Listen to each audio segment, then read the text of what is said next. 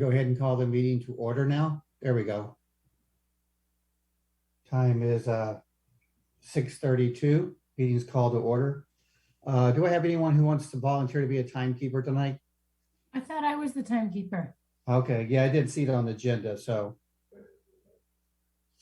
Okay. I've got my bell. Okay, Diane's our timekeeper tonight. All right, there's no one in the public for no public appearances for non-agenda items. We can move on to item number 3, approval of the draft minutes from June 13th, 2022. Is there a motion to approve these minutes? I make that motion. A second? I'll second. Okay, Josh seconds. Open for discussion. I have a couple of things. Okay. Item 4F. I think that we should include the ideas that we threw out as possibilities for the Dane County Trash Lab, and those were Kim's drop-off site video and BYOB laminates. That way we don't have to recreate the wheel. Okay, that was 4F, Diane. That was 4F. Is Phil on? Yeah, Phil's I'm on here. Okay. And then on 5A, Sharon Hanrahan actually arranged for those giveaways, not Chris and Kim. Got it. Thanks. And then if you could mention that Ian's donated pizza, I think that they deserve the publicity if anybody reads these. Yeah. Also, it's good. It's a good reference for the future. And then I would like to add that Chris mentioned there were some logistical problems to work on before the next event. I like your background, Phil. Me too. If only you were there. Mm-hmm. Oh, I think about that every day. He could be in Venice. And then the last one is also under 5, letter C. 9 is the minimum target for Fitchburg Star articles, not actually the goal. We can write more than 9, and we likely will. Okay. Hey, Diane. All right. Yes. Can you guys hear me? This is Kim. Yeah. Actually, we need to make a correction. It was Sharon, Chris, and I who did the giveaways. We divided everything up. Oh, okay. I'm sorry. I didn't realize that. Yeah, and I got one of the giveaways, and then I donated my own money for one of the giveaways. Oh, that was very nice of you. So yeah, if you could just add Sharon's name, then you're welcome. Sorry. And Chris got the Ian's pizza. Yeah. Okay. Any other further discussion on the meeting minutes? All right, go ahead and take a vote on approval of the meeting minutes. All in favor, say aye. Aye. Aye. Oppose? Nay. None opposed. All right, let's move on to item 4, agenda items, new business. Phil, 4A, renewable energy update. You got a lot of things to share with us, and it was very exciting to read all these things. Yeah, I'm not sure. So I don't think I included anything in the packet here. There's going to be a little bit of kind of bleed over between a couple of topics here. I'm looking to see if I can pull up a good document right now for specifically the renewable energy update. Oh, here we go. Oh, here we don't go. While I pull something up, it's just going to take a second to get to that folder on my computer. Got a lot going on here. The short version is now that we got 3 different major, we have 3 different major solar projects or renewable energy projects that have happened in the city of Fitchburg. The first one was in 2017. We installed 360 kilowatts of solar capacity on 4 city rooftops. In 2019, when we built the East Fire Station number 3, we added another roughly 110 kilowatts of further capacity, taking our total citywide capacity up in the 470 kilowatt neighborhood. And that supplies around around 9 or 10% of our annual municipal electricity usage. So that's about 480, 500,000 kilowatt hours a year. The big one then, as we talked about plenty last year, was MG&E and EDF working on the O'Brien solar array, from which we were purchasing 1/40th of the outputs, the equivalent of about a half a megawatt further. So a little bit, a bit more than we were already producing on our own just from this one project. The sum total of that meant that last year, and I think I shared this, here we go, I've got this ready to pull up now. I do believe I shared this at the start of the year, that in 2021, we generated about 33% of our municipal electricity needs from renewable sources. Now this includes not just those two major municipal solar projects and the O'Brien solar array. This also factors in, and we'll go to another table. This factors in that MG&E also has around 15 to 20% of their overall grid. So this is beyond what people are purchasing through things like Green Power Tomorrow and O'Brien and other renewable energy riders, other tariffs. They've just got a certain amount of solar and wind baked into their grid. So that is also factored in here as well. That about 33% of our electricity last year came from renewable sources. Right now, of course, factoring in that I basically get our usage from Alliant once a year. That's not something that I have the data to track regularly, and I just kind of have to remind them at the end of the year to give us an end of year update. But we are sitting right at or above 40% renewable electricity for this year at the moment. So this is the big thing that changed between last year and this year, is that in 2022 we've had the O'Brien solar array going the entirety of the year. Where in 2021 the O'Brien array didn't start generating electricity until June or July. So we essentially had half a year of production from that project last year. So once that's in for the full year, it's right about where we expect. It's generating 20% total. You can see from 2020 to this year, the O'Brien array is generating right about 20% of our total electricity needs. So there are two different targets that we've got in the shorter term that are in question here. One is this 25 by 25 that we put into our 2019 clean energy resolution. We said that we wanted to be at 25% municipal electricity coming from renewable sources by the year 2025. We're going to hit that. I mean, we already hit it last year, 4 years ahead of schedule. The other 25 by 25, the original one that came from the energy independent communities pledge that we signed onto along with several other communities in Wisconsin. This was the Energy Independent Communities was an initiative started by Governor Doyle at the time. The 25 by 25 there had to do with electricity and fleet fuel. We are not at 25% there yet, but certainly I'm tracking that one as well. And I think I don't have that number in front of me. I just realized, I think in this calendar year, that I need to track that in addition to just the electricity. So I don't have that built into the spreadsheet yet, but I think we're around 11, 12%. But we also have no electric or hybrid fleet vehicles yet. So once we start making progress there, that's going to go a long way towards cutting our denominator in that equation, cutting our overall electricity and fleet usage, which will push us towards that 25%. And I'm still hopeful we can hit that original EIC 25 by 25 goal by on time. Phil, I have a question. MG&E reports their Green Power Tomorrow separate from their grid mixture? I'm pretty confident that they do, yeah. So the way they don't. Sorry, I should.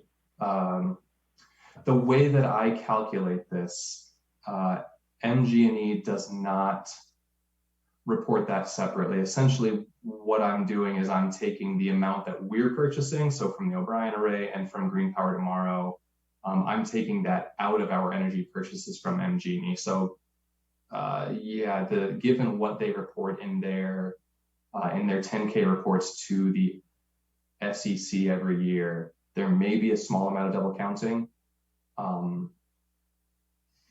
Probably need to double check that with my MG&E contacts. I at least know that the electricity we're purchasing from them, I know I'm not double counting in that way, but yeah, I'd have to go back and check the reports. Okay. I know I was pretty confident I didn't have double counting, but when you asked about GPT specifically, I do need to double check on that. Okay, thanks. Mhm. We're exactly on target, Ron.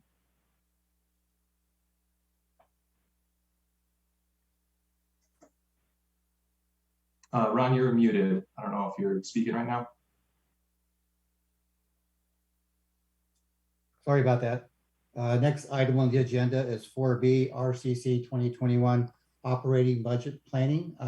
Ben, I'll turn it over to you. Yeah, so we just kind of started digging into the budget a little bit this last week and going forward into this week. I don't foresee any drastic changes to the budget compared to what's been submitted in the past. I guess I'd bring up, are there any things that you might be thinking about for next year that you would want to make sure was covered in the RCC? I think we had like $300 last year for events for RCC. So I guess I would kind of lean on everyone here to, see if there's anything else that's kind of coming down the pipeline here that would, either increase or decrease that amount. Do we know what our spending to date is on the budget we had? I would have to go back and check that. So I believe the RCC related items that were shifted over to the planning budget, we had $150 in the operating materials and supplies budget for sustainability related RCC event supplies. And we also had $75 each in the public information and education for speakers and films and for food for green events. I don't believe we spent any of that yet. I was actually going to, I still need to check into whether this is possible. Kim, I know you mentioned that you purchased one of the door prizes for this last educational event, and I was going to look to see if you could be reimbursed from our budget. I'm not confident about that, but I do want to look into it because we have budget for our RCC events. I think that would be nice to reimburse Kim. Yeah. But at least as of this point, we haven't spent anything in those buckets. I spent some time to try to recreate what we submitted in 2020 and 2021. I went back to the minutes, and in 2021, Claudia said that she submitted basically the same as 2020, except she reduced waterway cleanup supplies. And unfortunately so she's basing it on 2020, and I cannot find a schedule in the minutes or the packet that of what was requested in 2020. So I kind of copied what we had in previous years. And let me just run this past you. We reduced the waterway cleanup supplies and appreciation gifts. That's usually used to purchase the work gloves, the plastic bags, and then gifts. But the last 2 years, 2 years ago, we didn't have volunteers other than RCC members doing cleanup. And then last year, we might have had a couple of volunteers. And then this year, we didn't give any gifts.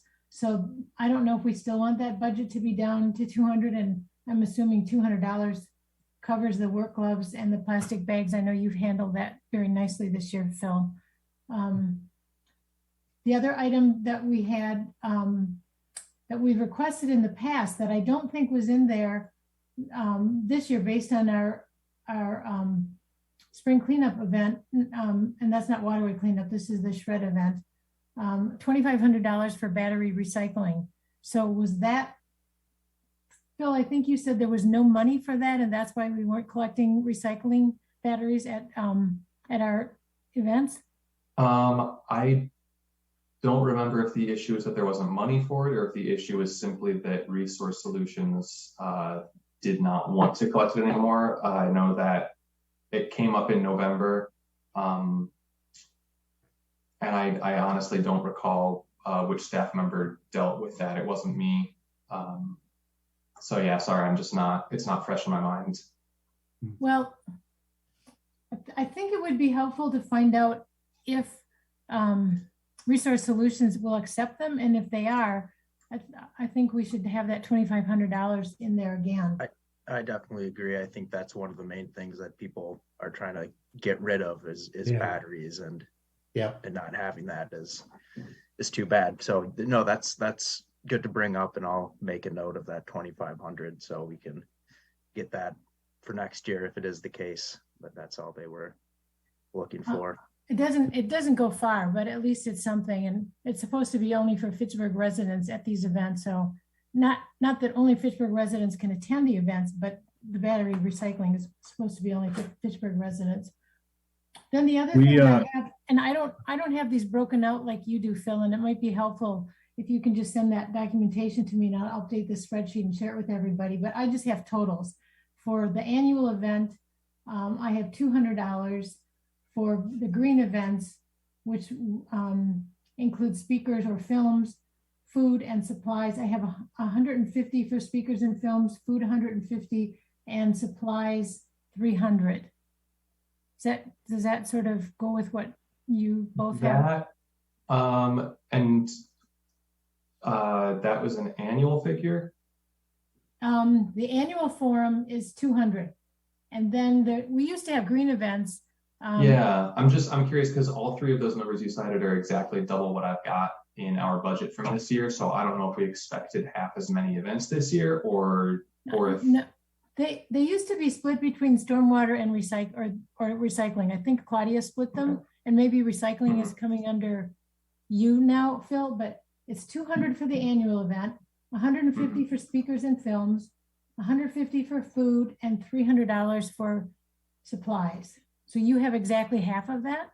I've got exactly half of, so I don't have anything for the annual events in the planning budget. I have half of the materials and supplies and education, speakers, films, food. I'd have to work with Ben to see if the rest of it is in the public works budget, or I don't know. I don't know if we cut that budget in half because of past spending levels or pandemic related anything. I'm not sure, but yeah, I've got half of that in the planning budget. We might have cut out the annual forum for 2021 because of the pandemic, maybe because we couldn't have anything. I know if we knew we wouldn't have the event, it would be unusual to budget for it, but also once you take something out of the budget, it can be tricky to put it back in. So I'm not sure how we would have handled that. Okay. Yeah, I know my first couple of years, all this was in public works, so Claudia was handling it. I didn't really worry about it until we put a chunk of it in planning this year. Well, I will, if it's all right with everybody, I'll share these numbers and this spreadsheet with Phil and Ben, and then you guys can work out what we had and maybe update it and request the same thing for next year. Is everybody okay with that? Yeah, and Diane, I just looked, the other half that Phil wasn't seeing was coming out of that refuse budget. So as you indicated, that's where we found it. So that makes sense. Yeah, I think the conversation was that we said there were certain RCC events that were sustainability related, but not necessarily refuse and recycling, not necessarily stormwater, and so it seemed more appropriate to split the funding between the departments. Okay. So that if we were doing something like, oh gosh, nothing immediate. If we were doing something on invasive species, let's say, that doesn't fit within public works so much, and so that should maybe come out of a different department. So that was, I think, the reason we split it up. Okay. So there, if we're able to get, let's say, the reimbursement to Kim for that that door prize from the invasive species event, that would probably come out of the planning bucket and not public works. Okay. Hey, Josh, did you have something?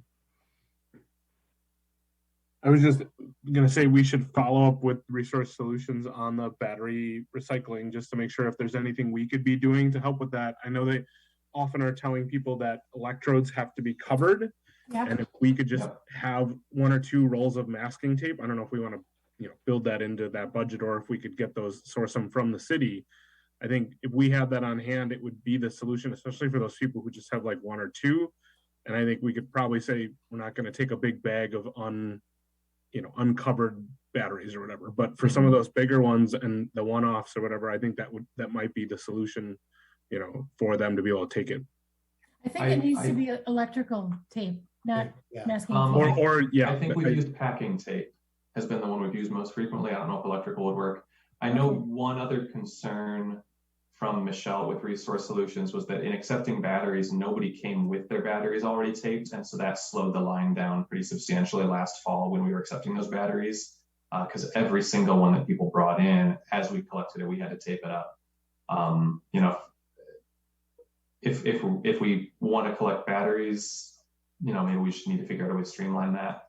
But I do think that was a concern she brought up. So yeah, it would be good to look through past emails and see if we've got communications on that. We could also say something like limit 5, right? Like if people are bringing in larger rechargeable batteries that they'd like to get rid of, rather than like a bag full of AA's or something like that. Yeah, and I think larger, so like a car battery is more. I think actually I don't remember if that one was accepted last year either. I don't want to speak out of turn, but yes, it'd be something to look back into. If we decide, or Resource Solutions decides to accept batteries, we should specify what kind of batteries we're talking about. Because honestly, they should take car batteries. Somebody will pay you for a car battery for a deposit. And so like, I don't know that the city needs to be paying for that. I agree.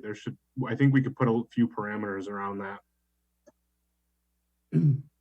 The only other thing I have on this topic, and I think that this probably might be a capital item and that window has closed, but if it's not, the new street sweeper, when we talked about that, before it was purchased, I asked if it was going to be wrapped like the one that was purchased last year. And I think that wrapping provides good education for anybody that sees it. And the answer that I got from Bill was, if there are enough funds in that resolution or whatever it was for the street sweeper, then it would be wrapped. And if there weren't, then it wouldn't be wrapped. It depends on obviously how much the street sweeper cost. And if it's not wrapped, I'd like to see funds allocated to wrap it. We could use the same design. We wouldn't have to go back to the drawing board. But I think that was a really good idea to have it wrapped. And it's, like I said, an educational item as it drives through the city. Good idea, Diane. Yeah, I'll have to check in and see what ended up happening with the street sweeper, if there was any money left over, or if we'll have to go a different way there. But yeah, I think I would even like to kind of go through the same process with having, I think it was one of the elementary schools had the students draw the designs, and Eagle Elementary. Yeah, that seemed like a fun thing and a good kind of public outreach. I thought I had heard we were going to do a contest again for this next one, but that would be, of course, predicated on having the funding to wrap it. Yeah. Do we know what the cost was to wrap the last one? I can't remember. Bill, I asked Bill and he didn't remember either. Okay. So let's say that it's free and slip that one in. Perfect. Okay. So do you have enough information, Ben, to help with the planning then for the operating budget? I think so. And Diane, if you could send over that spreadsheet, that would be great. I'll be happy to. Good. And actually, I'll share it with everybody just in case you're wondering about the historical aspect. Okay. And Kim, you're going to get your receipt over to Phil to see if you get reimbursement for your costs. You still have it? Yep, I do. Thank you. Yeah, thank you. All right, any other items to discuss on that topic? Okay, if not, we can move on to item 4C, which is the Green Tier Legacy Community Act reporting for 2021 and the future. And Phil, it's back over to you. All right.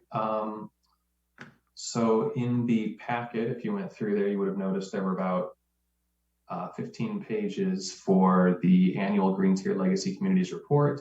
Mm-hmm. I think everyone should be familiar with this, but as a quick recap in case you're not, about 2010, either 09 or 2010, the DNR created a green tier program, and part of that program, there is businesses can sign up to be part of this green tier group. There was also a communities segment of it, and this green tier legacy communities was communities that wanted to push themselves to more greener environmental actions. And so there is a community of municipalities that get together, they share ideas, they share resources. Every year, there is an annual report here that kind of documents what these communities are doing to actually push themselves to become more environmentally friendly, more sustainable. The report comes with a score sheet as well, a spreadsheet that we've filled out for over a decade now that documents on about 80 different items. Here are things that we believe these communities should strive for. How are you doing on those? And grade yourself accordingly. It's kind of, there's a little bit of an honor system, but we do submit it to the DNR. And so they're double checking all of this information as well. So this right here, typically this report would be submitted around April. The last couple of years, because of pandemic things and just kind of uncertainty with the score sheet, it's been a little bit later this year. The last couple of years, I've been part of a work group that is working on updating this score sheet and making it something that's a little bit more similar to things like LEED and other score sheets that are maybe a little bit more quantitatively rigorous. Things that something like why do we have 5 or 7 points? I don't remember exactly the point levels for some of these, but let's say, why do we have 5 points for having an employee commute program and 7 points for being a tree friendly, a Tree City USA? What is it that makes one of those 30% more important than the other? So we kind of went back to the drawing board, this work group, and we've been designing a new score sheet for a couple of years now.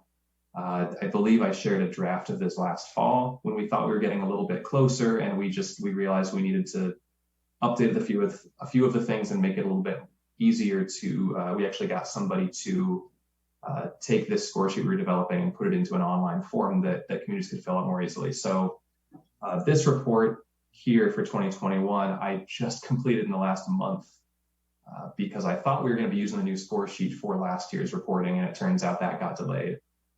So next year, in 2023, when we're doing the 2022 reports, I will be using the new score sheet for the first time. So this, do a screen share here as well. Which one are we on? So this here will be the last year that that this format is going to be in use.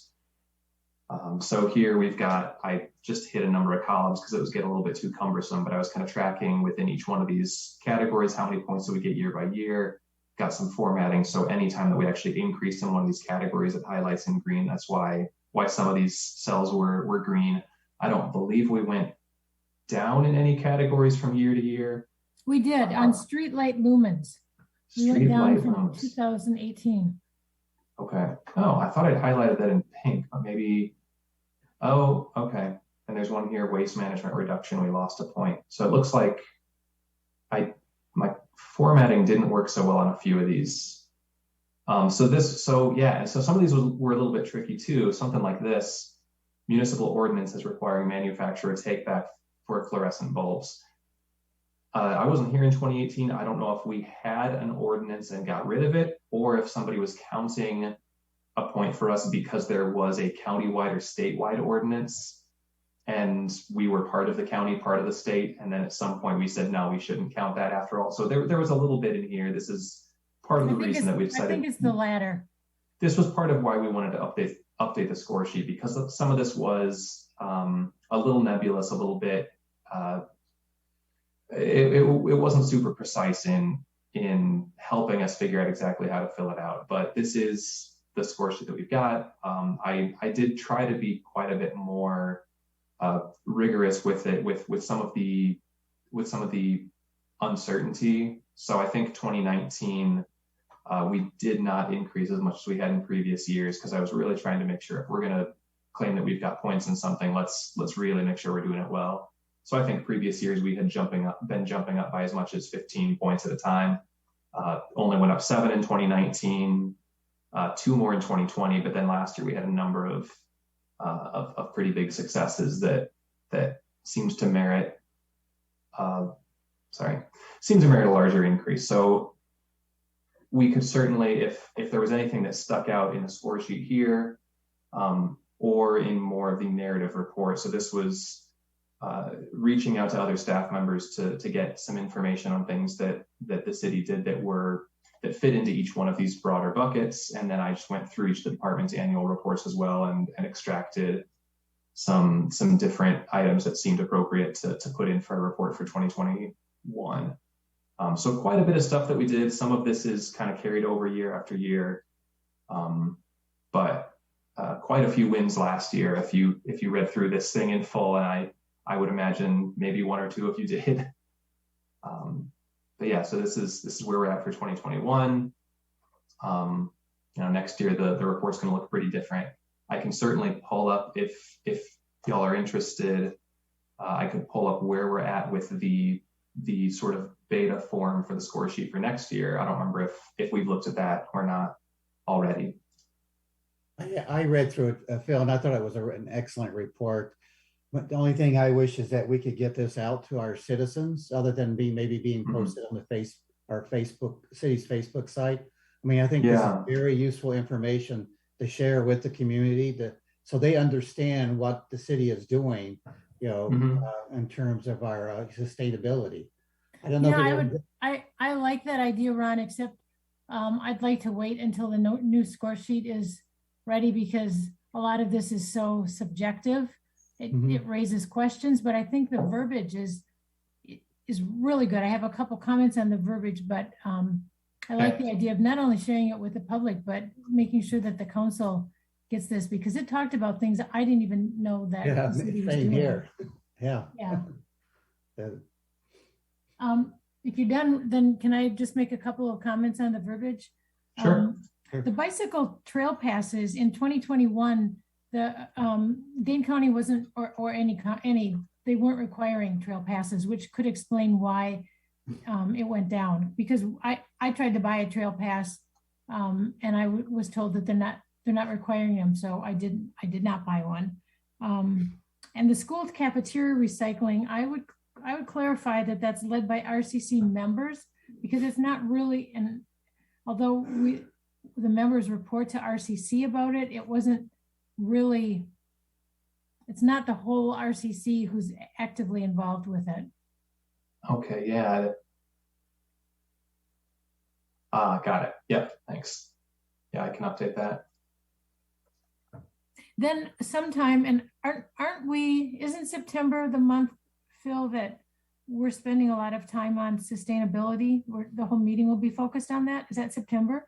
Well, that's today. So normally that would be either September, October, and June or July would be solid waste. This year, just because of Ben coming in pretty recently, we swapped those out. Oh, that's today. That's yeah. Surprise. That's why we have all this stuff in the agenda. Yeah. Well, that's why. I would be, and I don't know that there's enough time allotted to discuss this, but this came up, and this is a little bit overlap with when we talk about the whole discussion, but the Fitchburg housing plan energy efficiency requirements. I think that one of the suggestions in the committee of the whole, one of the requests or one of the questions was, are we doing anything about requiring like energy efficiency, sustainability in new housing? And at the time, and RCC members talked about this maybe a decade ago, and we didn't have close to the council support we have now, and I don't know that we have the support now, but I think that would be worth discussing as a commission, just to see where we might like to go with that. Also, under government energy use policies, it talks about transportation emissions as criteria in purchases. And I think we have no points on that one. I think we should revisit that. And then my other one, I already mentioned, the streetlight lumens went down from 2018. And I think you probably answered that, Phil. Maybe we were a little more generous because in 2018, because since then we have more LED streetlights. Yeah, so let me take a look. Is this municipal energy use? Government energy use policies. Was this on the spreadsheet scorecard? Yes. Okay. While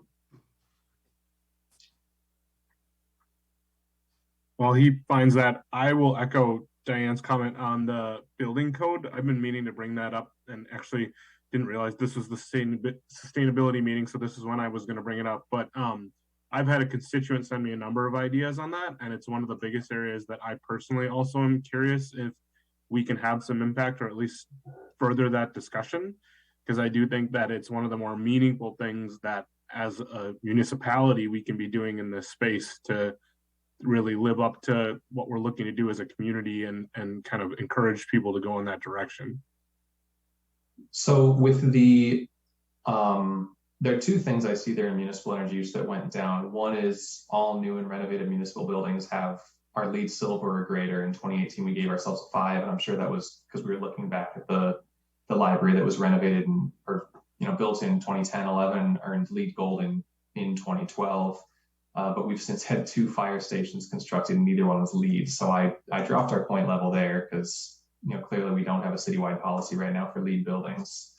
So we still have some sort of legacy points for having a LEED gold building, but I don't think it would be fair to say that we have any kind of policy. The streetlights operating 75 lumens per watt or higher. So this is one that in 2018 we gave ourselves a 4 out of 5. 2019 we gave ourselves a 2, and I believe what happened there was we had a rough estimate calculation done and felt that we're making good progress, therefore we've earned a 4. And I actually got a more precise calculation that year from either Bill Balke or from Zach. Oh boy, I don't remember how to pronounce his last name. He was with us back in 2019, Zach Trubikowski, something like that, and just found that the number wasn't. Showalter? Zach Showalter? Oh, no. That's a basketball player. Never mind. Never mind. Sorry. But yeah, so that was just one that I got a more precise calculation. There were some staff members that had not been involved in the Green Tier Communities reporting process in the past. So once I got them in, we got a little bit more precise understanding of where everything actually was instead of sort of working off of best guesses and estimates. So I actually was pretty excited getting through 2019 and seeing that, okay, we hadn't actually gone down in points overall from where we thought we were. That was reassuring. But that is why a few of those numbers went down. Now the streetlight lumen one, I brought us back up to a 3 out of 5 this year. We have been making really solid progress on that. So the Parks Department, anytime they're replacing lights in parks, they're doing so with LEDs. We've been making it a pretty regular practice that where we are able to, when streetlights burn out and we own them, we're replacing those with LEDs. Now, one tricky thing, and Ron, this brings up one that's near and dear to your heart that we've talked about quite a bit this year already, is dark sky compliance. Right. There is a question of, there's a certain type of fixture we have that is, it is very much by nature not dark sky compliant because it's just ambient light that spreads out every direction. It's not directed down at the street level. So it could be shining in people's windows and you're losing lighting out to the sides. So when one of those bulbs dies, do we buy an LED that fits in that fixture and could last 10 years, but it's not dark sky compliant? Or do we replace it with a halogen for now, which is cheaper, uses greater wattage, but we know that if we're able to get a dark sky fixture in 2 to 3 years to replace that one, then we can get an LED that's going to last. So that's been something that I know Andrew McFadden was looking into, and I think at least one other person in Public Works Department may be checking out. But at least where it makes sense with the fixtures, we have been making progress on those LEDs, and we've been writing grants to try to increase that as well. But yeah, some of these things, there are a couple reasons that we don't necessarily communicate everything that we're doing with the residents of the city. One is just staff time. There's always a kind of a cost benefit analysis being done with with, or just kind of doing an equation with where's the best use of our time. Is it accomplishing things, or is it telling people what we've accomplished? And reporting does take a certain amount of time. So that is part of the reason we don't necessarily communicate everything that we're doing. The other one is just that it gets really complicated, like with the LEDs here. We could certainly write up a really brief summary of what we're doing and why, but it's going to leave a lot of the detail out just because, you know, there are 4 different types of streetlights in terms of our ownership versus utility ownership, and our maintenance versus utility maintenance, and what schedule all of those are on, that sort of thing. Well, couldn't you just publish the, without the table, just the parts and paragraphs? Couldn't you just make that available without any we could do extra that. work? And I know that the city of Monona has a really nice, just kind of a 2-page PDF sustainability report they release every year. That has sort of been the model that I've wanted to push towards, and you know, other things like our annual energy report, bringing that in-house has taken priority over that. I think something that's a little bit more digestible would be a higher priority for me, just because I feel like that would be more accessible to more people. Okay. Something like the Green Tier report could be worth putting out as well, and I would just want to make sure that whatever reporting is being done in a way that people really feel like they're getting good information. And you know, if it's that report, then I'll probably have to put a little bit more time into really cleaning up some of the verbiage and making it. Right now I put it together in a way that I feel like is RCC presentable, and you know, if I want to submit it to the council, it's council presentable. But it's a bit, I wouldn't say it's the most concise narration that it could be. And so that would be something that I'd want to put more time into cleaning that up and feeling like, yeah, this is really good to put on the city's website.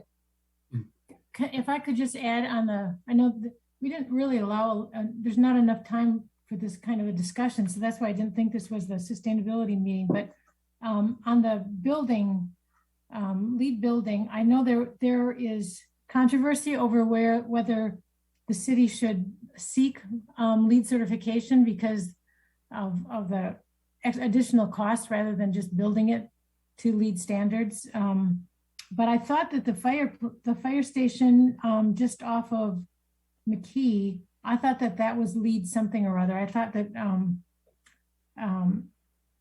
I can't think of her name right now. I thought that she told us that it was, and I know it's got. I know. Tracy I know Foss. both, pardon me. Tracy Foss. No. No. No, it was somebody that had your position only part-time.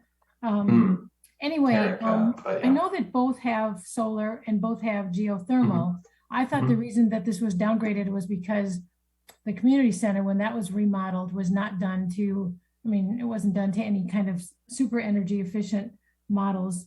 But I think that as a commission, we should spend some time talking about, first of all, should municipal buildings meet some kind of a standard, LEED or otherwise? And then, and I mean, if we're going to ask the builders in the city to meet a standard, then certainly the municipal building should meet that standard. I think that we need to spend some time on that discussion, but the agenda doesn't allow for that today. I think that would be a good discussion to have. That would probably come up as part of a sustainability plan. You know, certainly.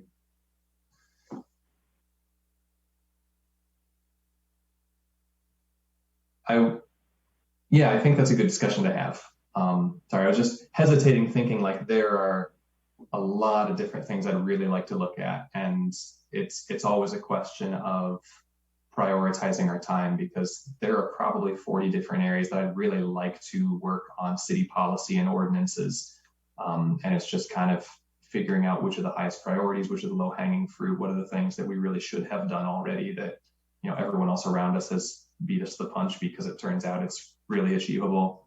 But you know, certainly that is something that is on that list that would be really nice to look into. I agree. I also agree with what you just said, Phil. I mean, there's so many areas that we could focus and that we could work on, and we tried to do low-hanging fruit at one point, and we also tried to incorporate individual members' interests. But I think, you know, when you look at the goals for this year, that list is incredible. And maybe we need to get back to thinking about the biggest bang for the buck. Mhm. Not that any of us are getting paid.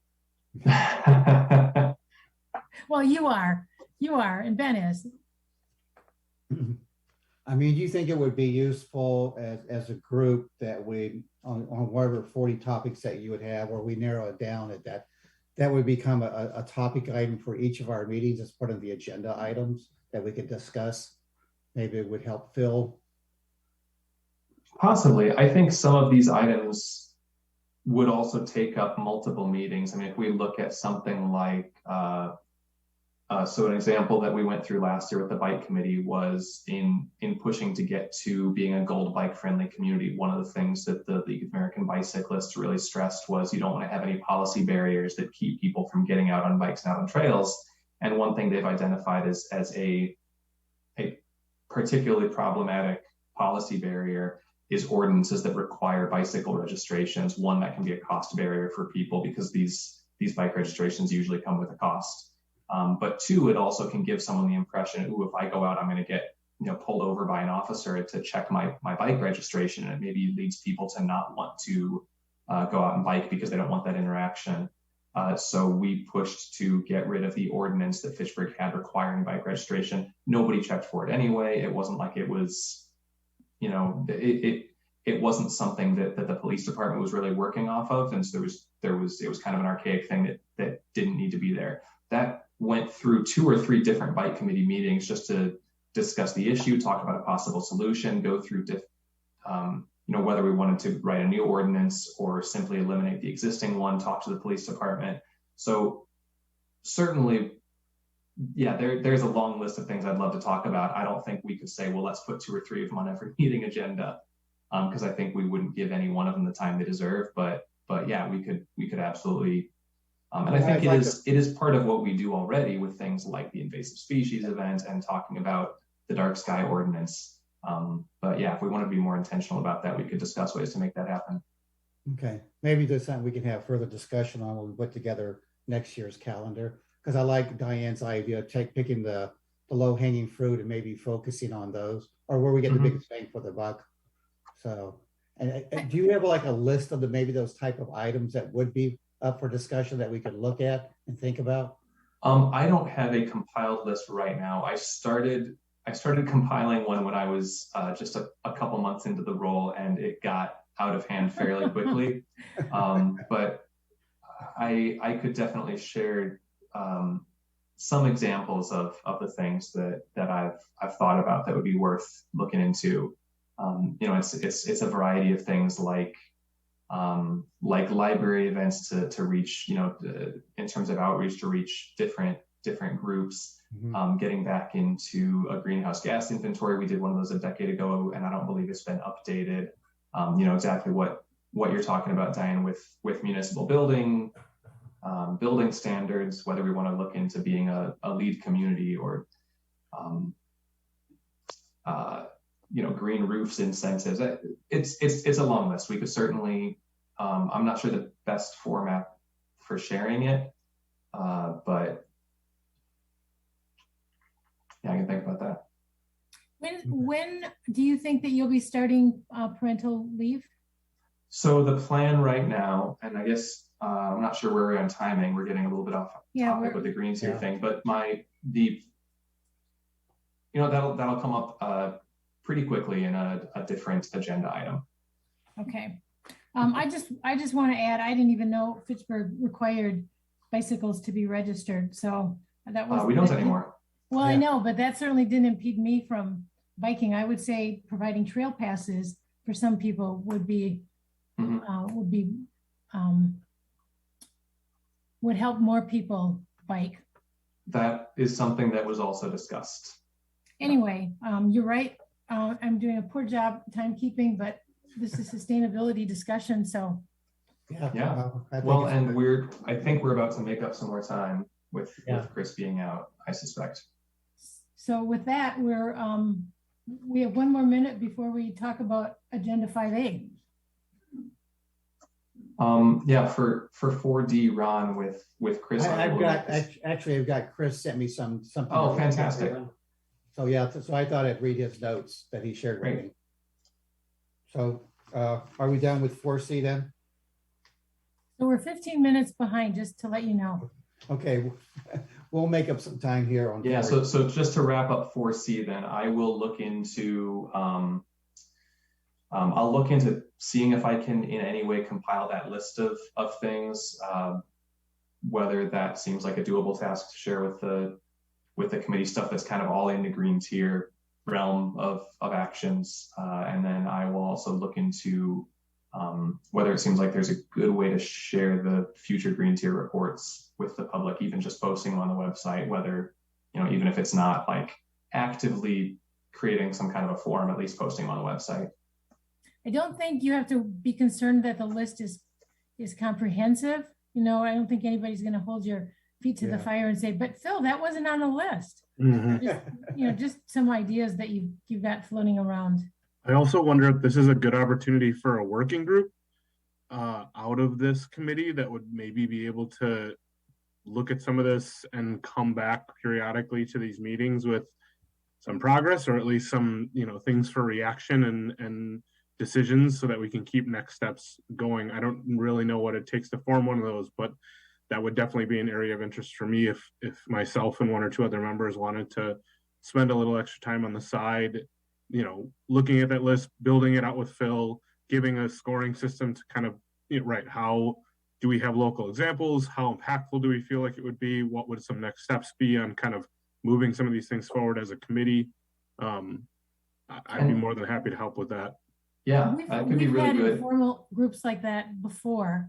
And we have one now, the Community Outreach Subcommittee. But if we get to more than 3 members and we have a different city attorney now, I'm not sure that we might have to start noticing that stuff and taking minutes, and that might get maybe that's something Ben could check into. Yeah, I'll look into that. Yeah, Ben, if you can get me rules of the road on that, I'm more than happy to then kind of react accordingly. Sure thing.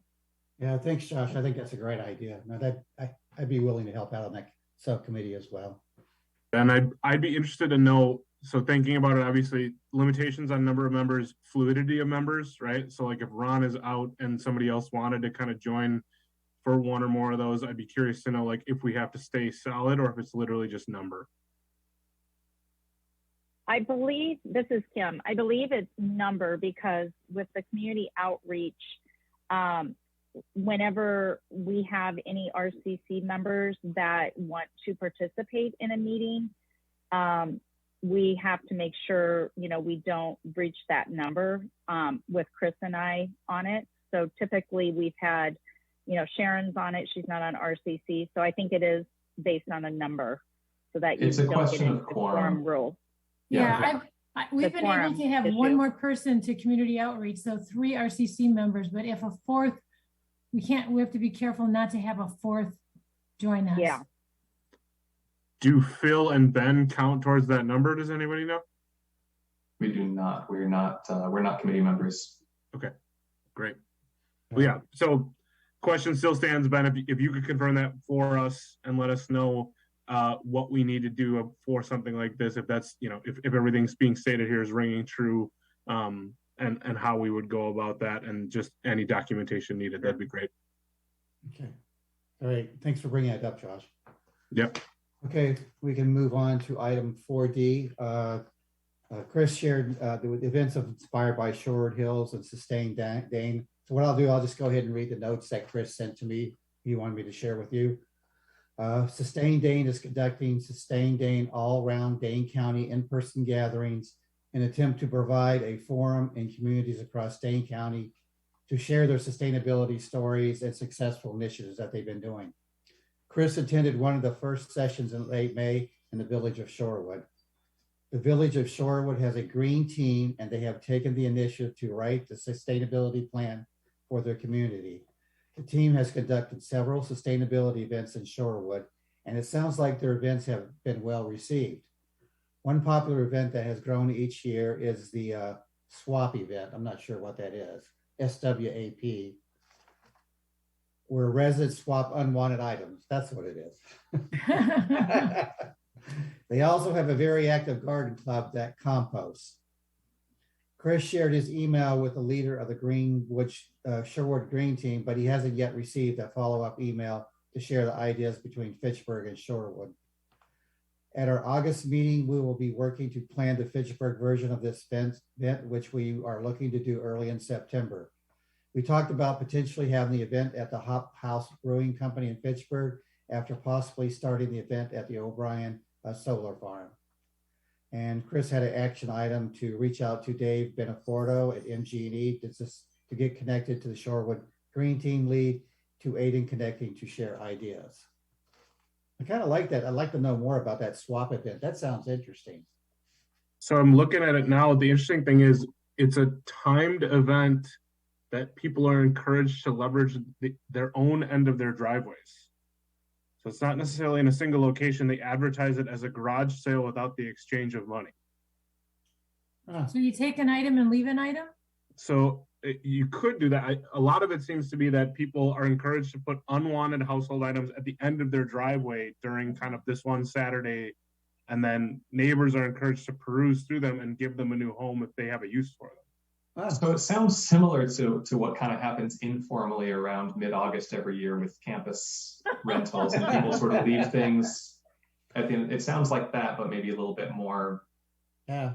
Probably the evolved version of that. Yes. Well, yeah. I'm not sure how many of you are aware of FreeCycle, but that's an excellent way to rehome. In fact, I started writing an article for the Star about including that. It's an excellent way to rehome things that are still reusable that you no longer need. So that might be an option.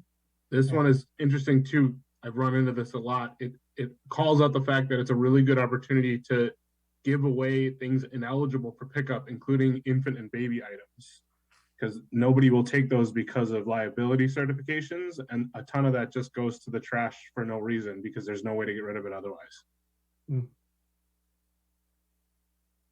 Okay. There's a whole, so that Sherwood Hills Green Team has its own website. It's pretty well done. There's a lot of detail on there if people want to look a little bit more. Yeah, I'm going to look at it. Thanks, Josh. Yeah. So that's Chris's item 4D. If there's no other discussion, we can move on to agenda 5 items, old business. Phil, you're up again with sustainability plan RFP. I know you shared that with us last time when we had some comments, and I assume this is an updated version. This isn't. I have some comments as well on it. Yeah, so I want to talk about a little bit high level the timeline and plan here, and then once we've gotten through any questions and comments there, then drill a little bit more into the details on this. If you looked at this in detail, you'll notice that the dates I put in there are a little bit different than the ones that I put in last time for the initial draft. And this gets to, Diane, your question about leave. I've been talking with a few department heads. So my parental leave, there's a due date in late August, but of course you can never really plan for exactly when. So at some point in August, I'm going to be starting leave. I'm going to take off 4 weeks and then be back for 8 weeks and then take off. So FMLA allows for 12 weeks of parental leave. And so then I'm going to take weeks 8 to 12 after that gap. So I'll be gone roughly mid-August to mid-September, and then almost all of November and December. So talking to department heads about that, just because of where staffing has been, and thinking about who would be a backup for me in different circumstances, there's not really a logical backup for a sustainability plan. So we were kind of talking about trying to release this RFP this year and see if we can get a consultant on board and started, and then they're doing work while I'm gone for 8 weeks. The difficulty is, if they need anything in November and December, do we know that there's anybody around to help them? We don't want to really, we don't want to have them on the clock and putting in hours that they're going to be billing us for while I'm not around to communicate with them. So what we're talking about right now is releasing this at the start of next year, this RFP. We would look to have a contractor on board for the sustainability plan by late winter, early spring. And then sometime around March or April of next year, we'd really begin the process in earnest, collecting data, going through scope planning, beginning community meetings, things like that. And our 12 to 18 month period to get this plan completed would begin early next year. So by the end of 2024, we'd look to have it completely finished. So that is why the dates on here have changed. The draft date I've got on here, and this is just throwing something in there because I haven't had the detailed discussions internally, but like February 3, 2023 is the date to have proposals submitted. That's why these dates look different than they did for the first draft. So that's kind of where I want to start this, just kind of go through that high level, see if people have any questions or comments, or we need to discuss that before we get into the detail.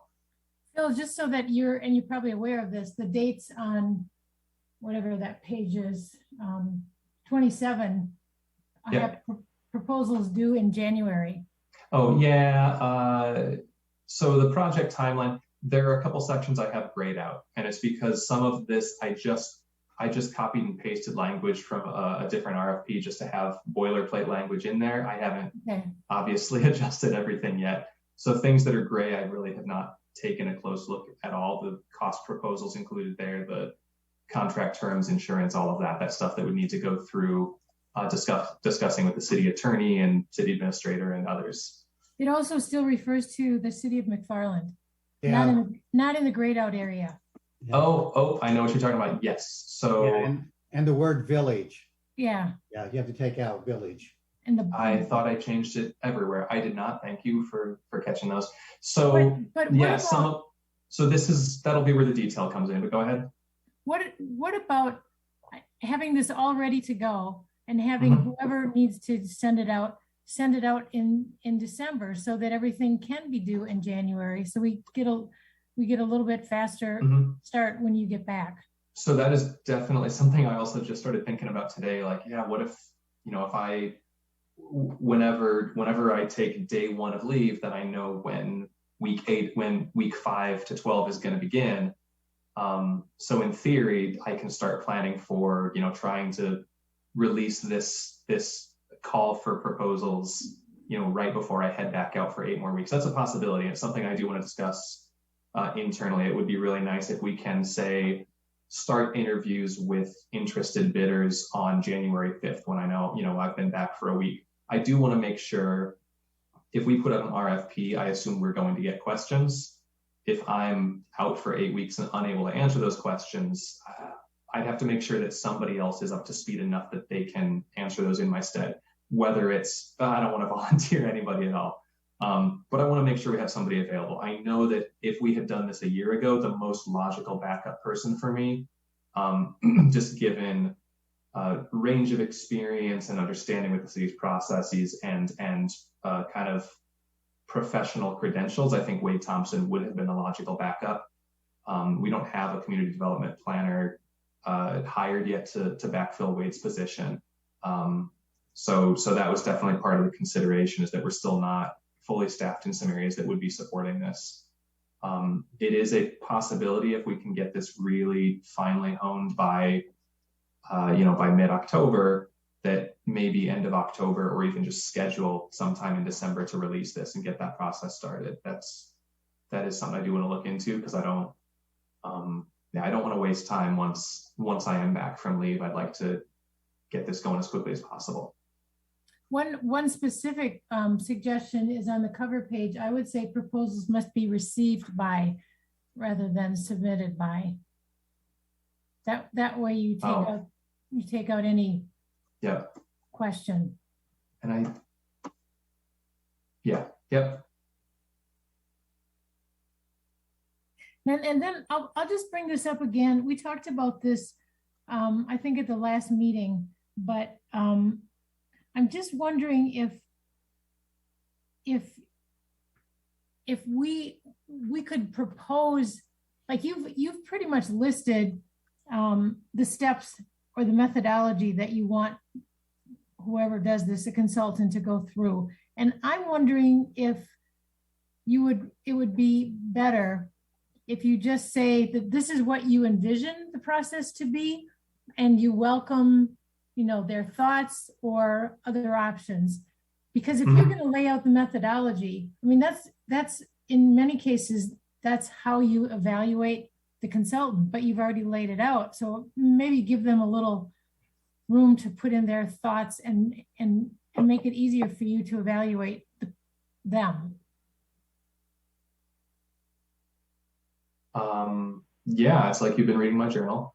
I so have. Yeah, I forgot to tell I you. had the same thought. So the scope planning here, this is kind of the detail that I was interested in getting into. Certainly some of the background and summary information.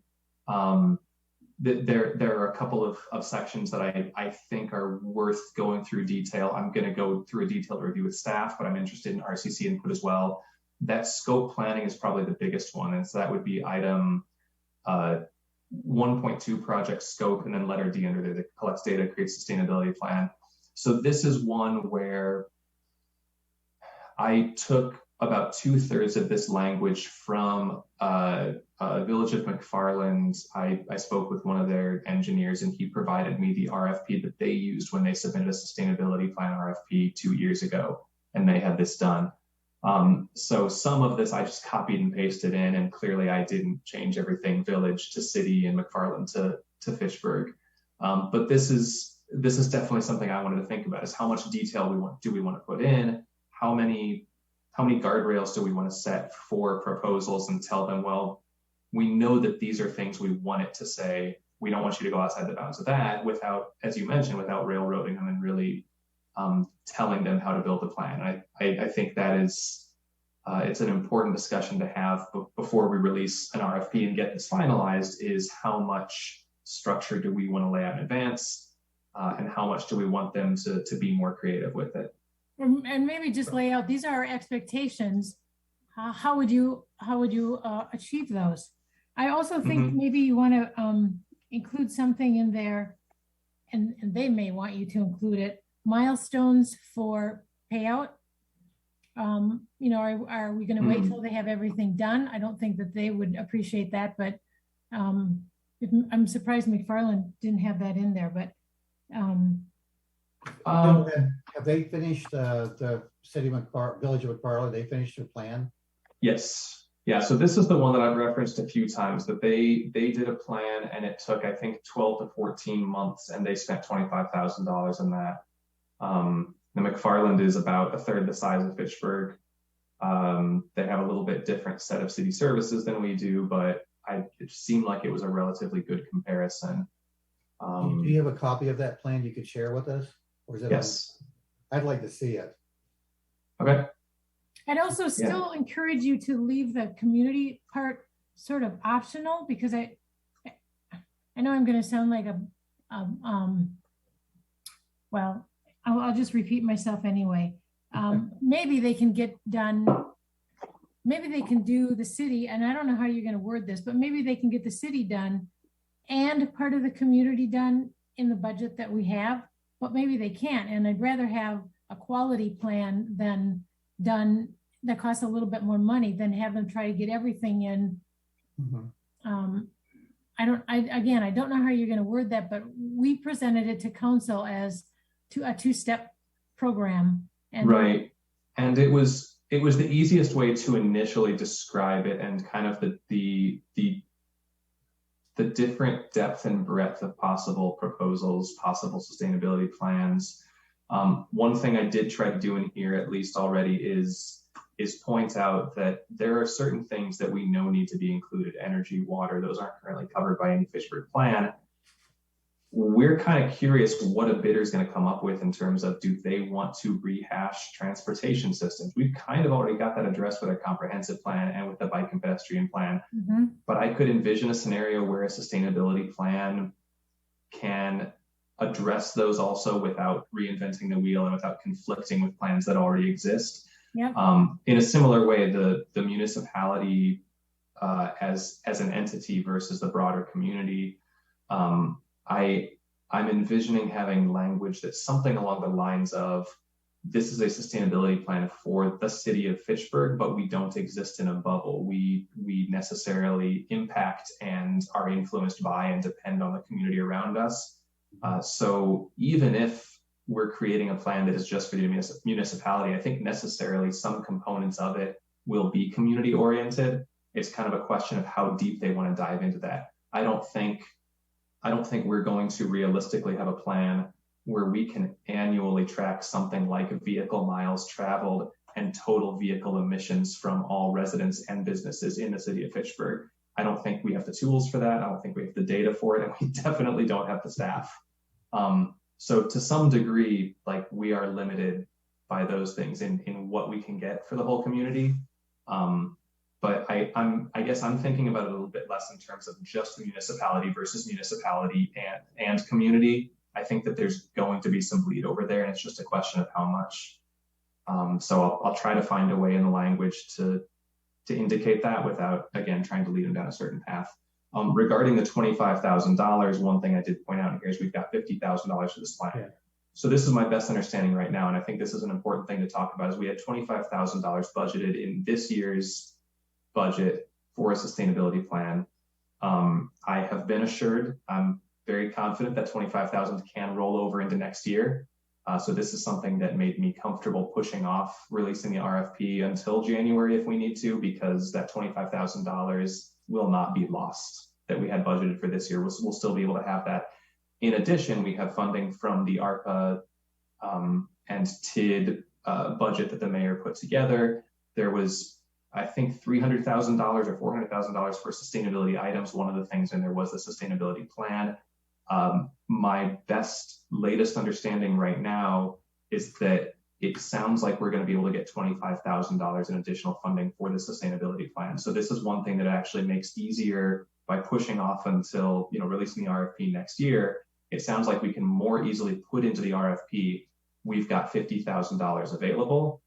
Now show us what you've got. Instead of what we had been talking about before, which was saying, well, we know we have this amount of money and maybe there's a little more. Okay. Give us two different levels of a plan because we don't know what we can pay you.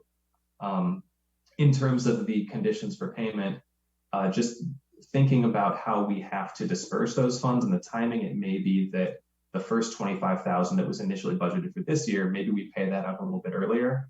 And then the remainder is paid out upon satisfactory completion. But that's something we can still hammer out. But that's something I wanted to call out that's in the RFP right now as well, that we're expecting. We've got $50,000 for this plan. One more suggestion, Phil, is since we already have like the bike and ped plan and the some of the other plans, maybe mention that in there. The city already has this, and this, which you're welcome to incorporate. Mm-hmm. And see how they respond, if they respond to that, but at least they know that it's there. Mm-hmm. And I think if I didn't include that, I should. I think I already, yeah. So in the on the first page of content, background and summary, the next to last paragraph, city has multiple existing plans that address aspects of sustainability, including, and then I list about 6 of them in there. Oh yeah, I forgot about that. But yeah. I have to tell you, I didn't read this in a lot of detail. Sorry. Oh. It was a big packet. It's a big packet. Yeah. Sorry, I didn't send out any Cliff Notes for this packet. I should have done that. Okay. Yeah. And any other thoughts on the details in here? I do. So unless I start leave early, and I guess that's always a possibility. You never know. My expectation is I'll be here for the August meeting. If we felt like we had time, we could put this back on the agenda and talk about specifically that, the collect data, the sort of scope there is something that I could go back, refine this with staff, and then just present it again to RCC, maybe rather than doing sort of a working session. I think that's probably not the best use of our time here with the RCC. But yeah, I'm curious if anyone has any further, but before we close up this item, if there's anything else pressing that should be discussed about how the scope is laid out here. Certainly. I think it'd be worthwhile, in my opinion, to see the kind of like the final draft of this before it goes out again, even at our next meeting. So any other thoughts on that? I agree. Thank you.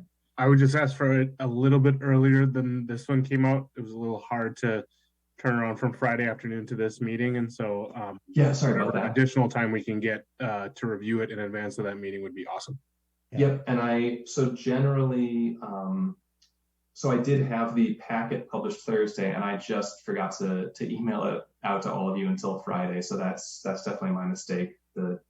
I don't usually get the packet published before Thursday around noon, but that's usually my goal. And so as soon as it's published in the future, I do want to try to get that, or if Ben's working on it, try to get that to you right away when it's published. Yeah. Or even earlier, if it's possible to get it out. We used to try to shoot to get it out a week before the meeting, which seldom happened, but even earlier than Thursday would be appreciated. Okay. If All we right, ever well, get thank it you, published Phil. early, you'll know. Thanks. Thank you, Phil. All right, so where are we at in time? 7:47. We're 10 minutes behind. Okay, yeah, we'll get caught up on some things because Claudia's out. I mean, not Claudia. Gabriella's out sick today. Well, both. So next on is the item 5B, the Fitchburg Annual Energy Report. Phil? Yep. So this is I don't know how much time we'll want to spend on this. A lot of this is what I shared with you back in around May. I don't remember exactly, but that feels right. Yeah. So I've added a little bit more narrative. I've changed a few visuals around. This is what I'm really fighting against internally here is I get into kind of perfectionist mode, and I'm trying to kind of flesh out tiny little details on every page, and I need to just kind of fight against that and build out the broad scope here. But I'm starting to get executive summary in here, some narrative to go along with all the visuals. But this is the energy report that we're looking to, that we have internalized. We're not shipping this out to a third party anymore to have them complete. This is all being done internally. So I'm just kind of curious. I think if the general, the breadth of information I include in here is appropriate, if there's anything that is not in here that you feel like should be, if there's anything you'd particularly like to see call out either with visuals or in the narrative. Right now, the narrative is the section of this report that is the most sparse. So that's what I'm going to be spending the most time working on over the next couple months.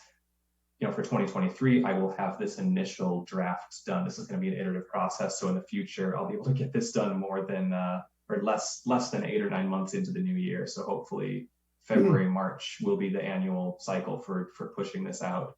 This year, it's just, since I'm kind of building it fresh, it's taken a bit longer. Yeah, that was my favorite graph you just had up there. This one? Yeah, this one right here is showing the impacts of renewable energy. So this one I like. The other one is, and actually I don't like the bar graph here as much. I really prefer, I need to share the whole screen instead of just one application. I like the graphs on page 10. I like those a lot. Yeah. This screen. All right, page, what are we on here? 14. These two? Well, the ones at the bottom half, that's it. This is it? Okay. Yeah, the ones at the bottom there. Yeah. I think those tell a very good story. I like those a lot. Yeah, this one's interesting. Some of it is seasonally dependent. So what I don't have, and I probably just won't do for last year, I want to include it in future years, is building in weather normalization. Because that's a huge factor here. When you see a therm increase like this, the question is, what was the winter like?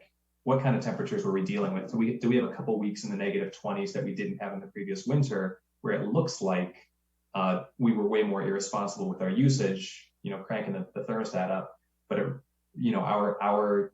our therms per heating degree day might actually have stayed flat or even gone down. So that's something I really want to include for future years that I haven't been able to build those out yet. What I really like, Ron, going to, oh boy, let's see if I can find this one quickly. I hope so. There was another graph that was similar to what I had just showed there, and maybe I'm not going to find, here we go. So this one, it's not with renewables right now, it's the CO2 equivalent emissions, but looking at this graph, seeing our emissions going down, And you would see something similar with this same graph you're talking about, that if we look at our electricity usage by year. So we do see our percentage of renewable energy increasing here. We've gone from, it was about 17% renewable in 2018 to last year topping 30%. But this is just out of 100%. So it doesn't give you the full scale either. Anytime we pursue further energy efficiency, we're cutting that 100% down to be a smaller number. So we've actually got an overall decrease in electricity usage over the last couple of years as well, which I really like to see alongside that, to note not just that our percentage of, this is where we're attacking both the numerator and the denominator of that renewable percentages. We're not. Yeah, I was curious to, in the 2021 bar, or even that graph, which renewable resource would be capturing, or we would be relying on more to meet our goals? And would it be the O'Brien solar farm? Right now it's shown a certain amount, but that's only for half a year, right? So that's for half a year. So for this year, let's see if I've got a graph yet for 2022. Yeah, so here 2022 is. Yeah, okay. And so again, if we just go by percentage, the renewables grid mix, now this is always an imprecise number. This is based on speaking with a couple MG&E reps. They gave me their best forecast of what their grid mix percentage will be this year. So that's what I've got baked in here. I don't know for sure that that's where it is, and I'll find out roughly next March. But yeah, O'Brien is also a larger piece of the pie. So that's a big one. I think if we're looking at what's going to get our electricity to 50%, where it's at 40 right now, the two biggest things I'm looking at currently are the O'Brien solar farm, because we're going to get a full year of it. And then the MG&E grid mix. It's because of the size of city that we are, because of just thinking about economies of scale and the way that things become incrementally cheaper as you can build them larger. MG&E building 5 more O'Brien fields and us buying into some of those, or even those just being included in the grid mix, that's going to have a much bigger impact on our overall portfolio than us putting a few more rooftop panels on. I think we've probably gotten, if we want to talk about low-hanging fruit, in terms of rooftop solar, we've definitely captured our low-hanging fruit. There is more potential, and we definitely should be looking into it. But those are all going to be a smaller impact proportionally than what we've already done in 2017 and with the East Fire Station in 2019. So in terms of future impact, yeah, it's MG&E's grid mix, and can we get some more O'Brien solar farms to buy into? Yeah, if we slowly make a conversion to electric vehicles, which rely on electricity, would we see a change here back in the other direction? If we're using electricity? A change in the other. Oh, well, that depends on where the electricity is coming from. Yeah. So here we're looking at, I would also ignore this bar just because I don't have all the fleet data yet. That one tends to come in a little bit more slowly than the other two. But yeah, so if we look at just the CO2 equivalent emissions, the fleet is the smallest of the 3 operations and buildings. But yeah, if we draw down our fleet, our diesel and gasoline purchases, you're right, a lot of that is coming from electricity. And the question is that electricity coming from what we're producing, the solar that we're producing on our buildings, or is it coming from MG&E's grid? And that's something that we would have to decide. It would be based on essentially what type of charger we build on our campus. Are we plugging the vehicles into a 240 volt outlet? Or are we building a new charger that maybe is linked up to our solar panels directly? Yeah, there's different ways that could go. I couldn't tell you right now how that would turn out, but it would definitely be an important question. Yeah. I have a couple suggestions. I think page 13, getting back to everything has to be 100%. For that reason, I think page 13 could be misleading, and I would suggest just deleting it, because it looks like, oh my gosh, the fleet is getting worse. And actually, I would just get rid of that graph. And then on page 16, I would suggest that the top half, on the hat, I would make the circle smaller so that you can move everything to the left and put the legend to the right of the bar graph. Got it. Mhm. But I thought this was a great report.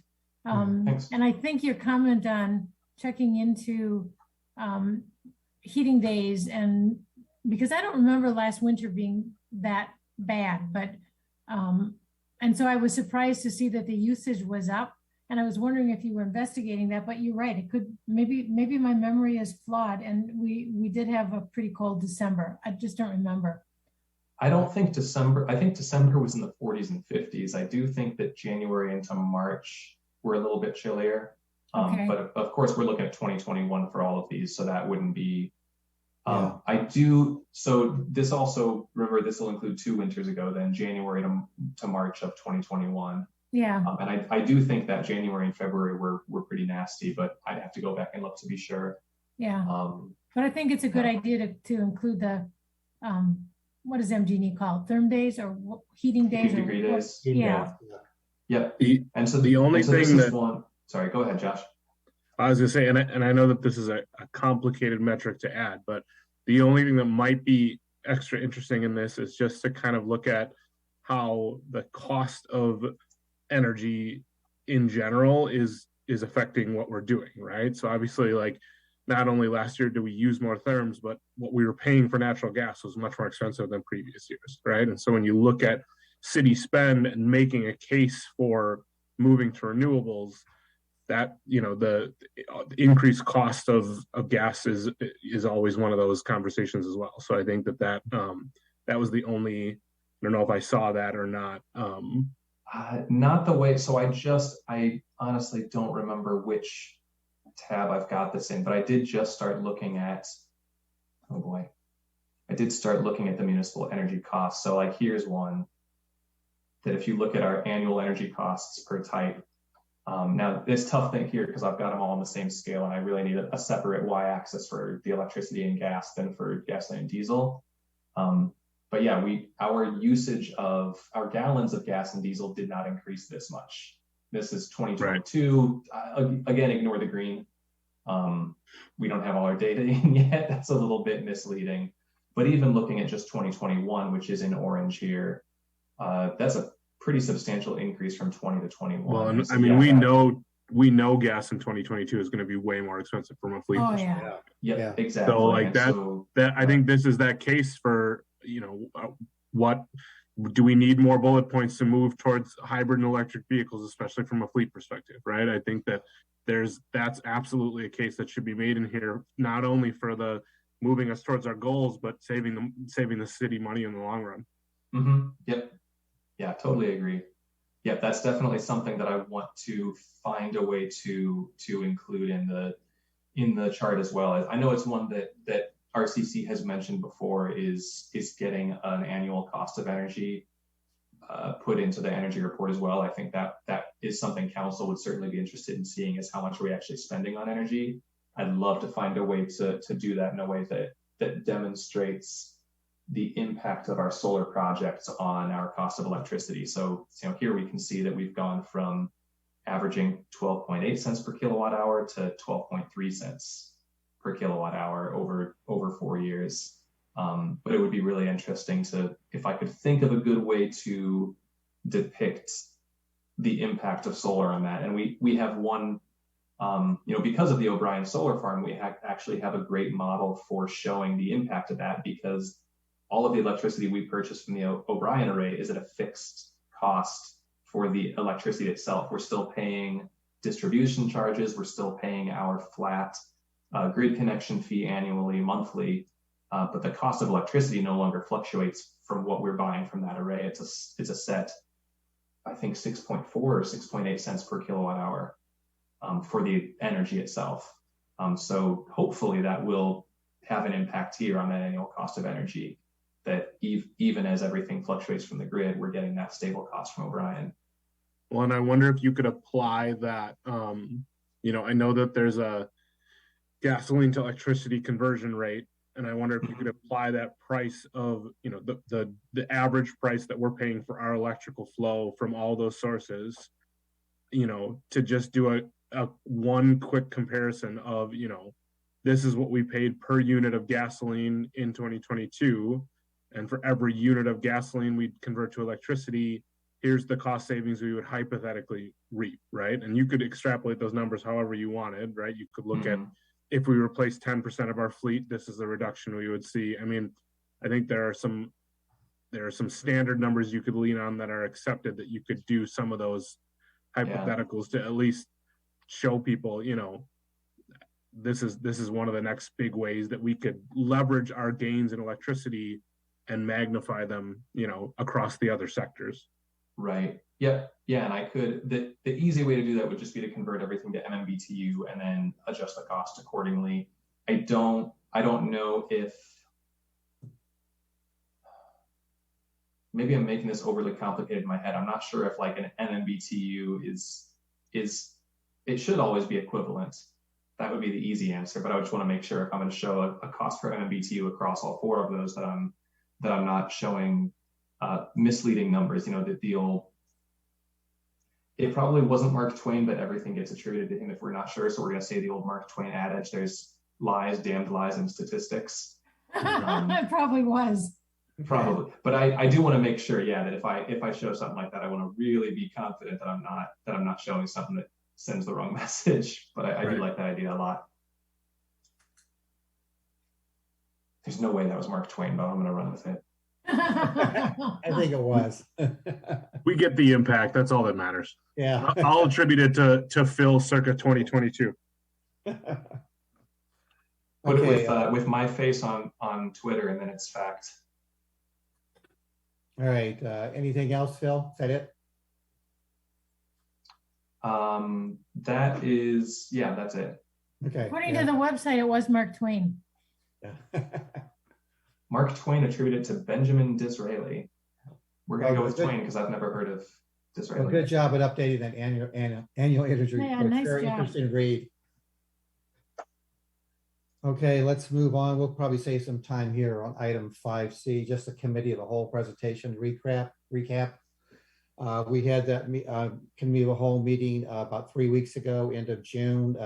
Diane, Chris, and myself gave the presentation to the committee. I believe, and Diane, correct me if I'm wrong, it went really well. Everybody seemed to be very interested in what we're doing. They had some good questions to ask. But overall, my impression was that it was a very good meeting with them, and I think we let them know, what we are doing as a committee and how we are, helping the city of Fitchburg get information out to the community and to the city people as well, so to help them make decisions. I thought it went extremely well. I've been to council presentations before, and this is probably the most receptive council we've ever presented to. They were extremely supportive, good questions. We did, I think at the end of our presentation, we talked about the sustainability plan, and we got as much assurance as possible that the money would be there when we need it, which I thought was very encouraging. One of the alders brought up a topic that RCC tackled maybe 5-7 years ago, and that was apartment recycling. And I asked Ron if we could just spend a little bit of time on that. And Kim, I'm going to try to tap your memory on this. It seems to me when Kia Stern was a member, we even got as far as drafting a letter to send to the apartment managers about recycling and offering to hold, like I don't remember what we called it, but like a green event at the apartment complex. Do you remember that, Kim? I do. I think it was not to a large number. I think it was a more selective, smaller number based on connections that Kia had with some of the community. I thought that we talked about doing a larger letter that was going to be sent out. Yeah. But I don't recall if that ever happened. This might be one of the items that RCC would like to discuss whether we want to tackle. I know that apartment recycling is horrible. There's a lot of room for improvement.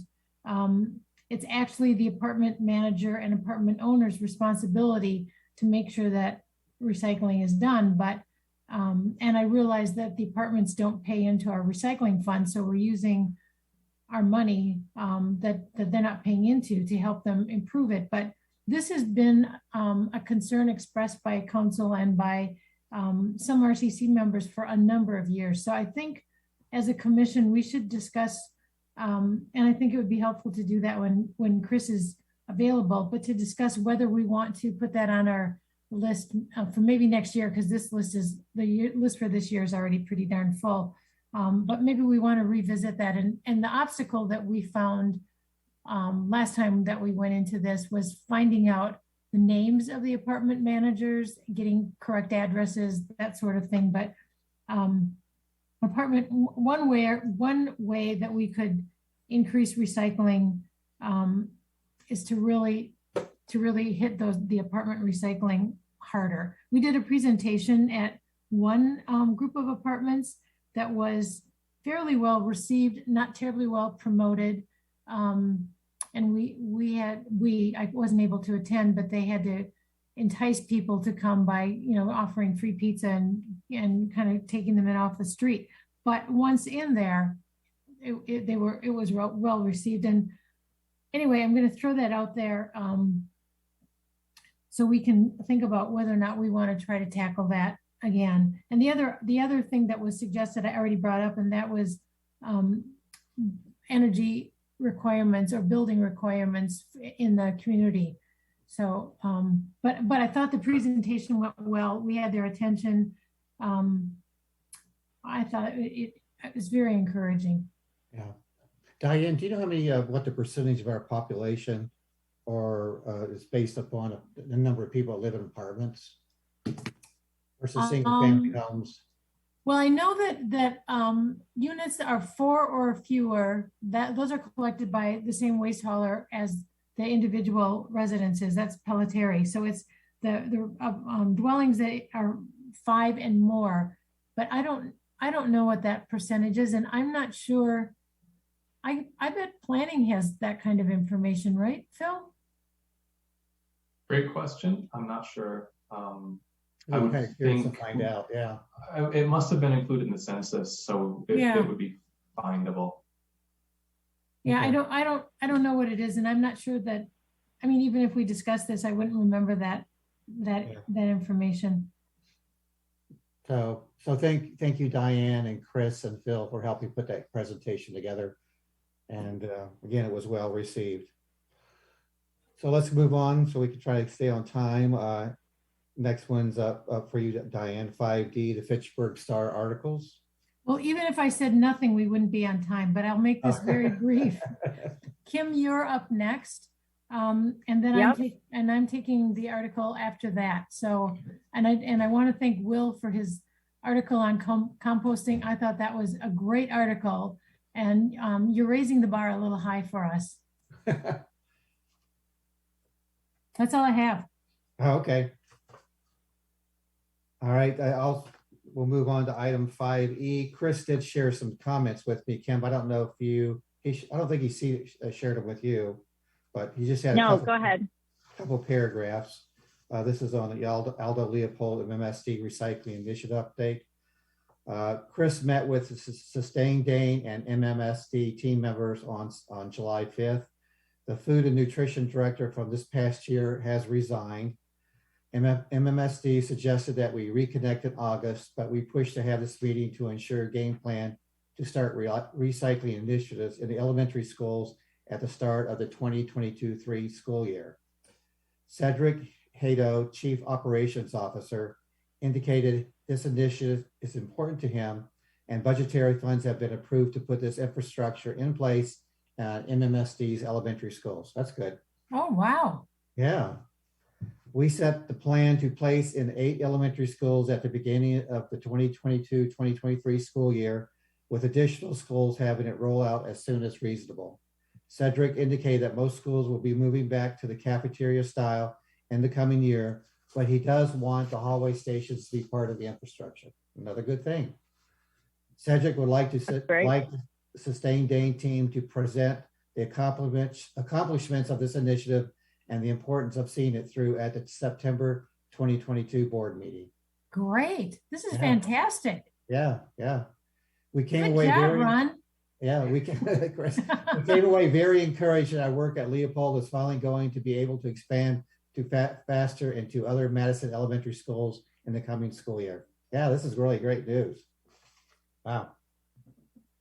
This is long in the process. So good job. Kim, you Yeah. started this. Great job, Ken. Pat yourself on the back. Yeah. Yeah, it's exciting. I know we kind of got hung up with, the pandemic and everything, but yeah, this is very encouraging. So when he says it's 2022 board meeting, is that our meeting or the Theirs. council? It sounds like the MMSD Yeah. Board meeting. school board meeting. Oh, Yeah, okay. and this will be the first time I believe that Chris has even talked about it to them. So that's just fantastic. Yeah. Yeah, great news. Okay. All right, let's keep going. Next is council update. As I mentioned earlier, I just saw an email while we're on the call today that Gabrielle is out sick with COVID. So she Oh, said, geez. yeah, sends her apologies. But she said, one thing I wanted to share in my council report is that we are authorized to purchase 2 electric Ford pickup trucks, one for public works, one for water utility. Very exciting. Cross your fingers we can get them ordered since they are very limited in quantity. I better get mine first. I ordered one 2 years ago. I saw that in the staff update and I was really surprised by the payback period because that's about the life of the vehicle, Yeah, especially with today's gas prices. yeah. Yeah, and it is, I will say that is my initial rough calculation of the payback period. I did not, there's a couple costs in there, like the annual operating and maintenance costs. I didn't get an official figure from Mark Hodel on what we actually pay for the existing GMC Sierras. So our O&M may be higher for the gas vehicle that we're replacing.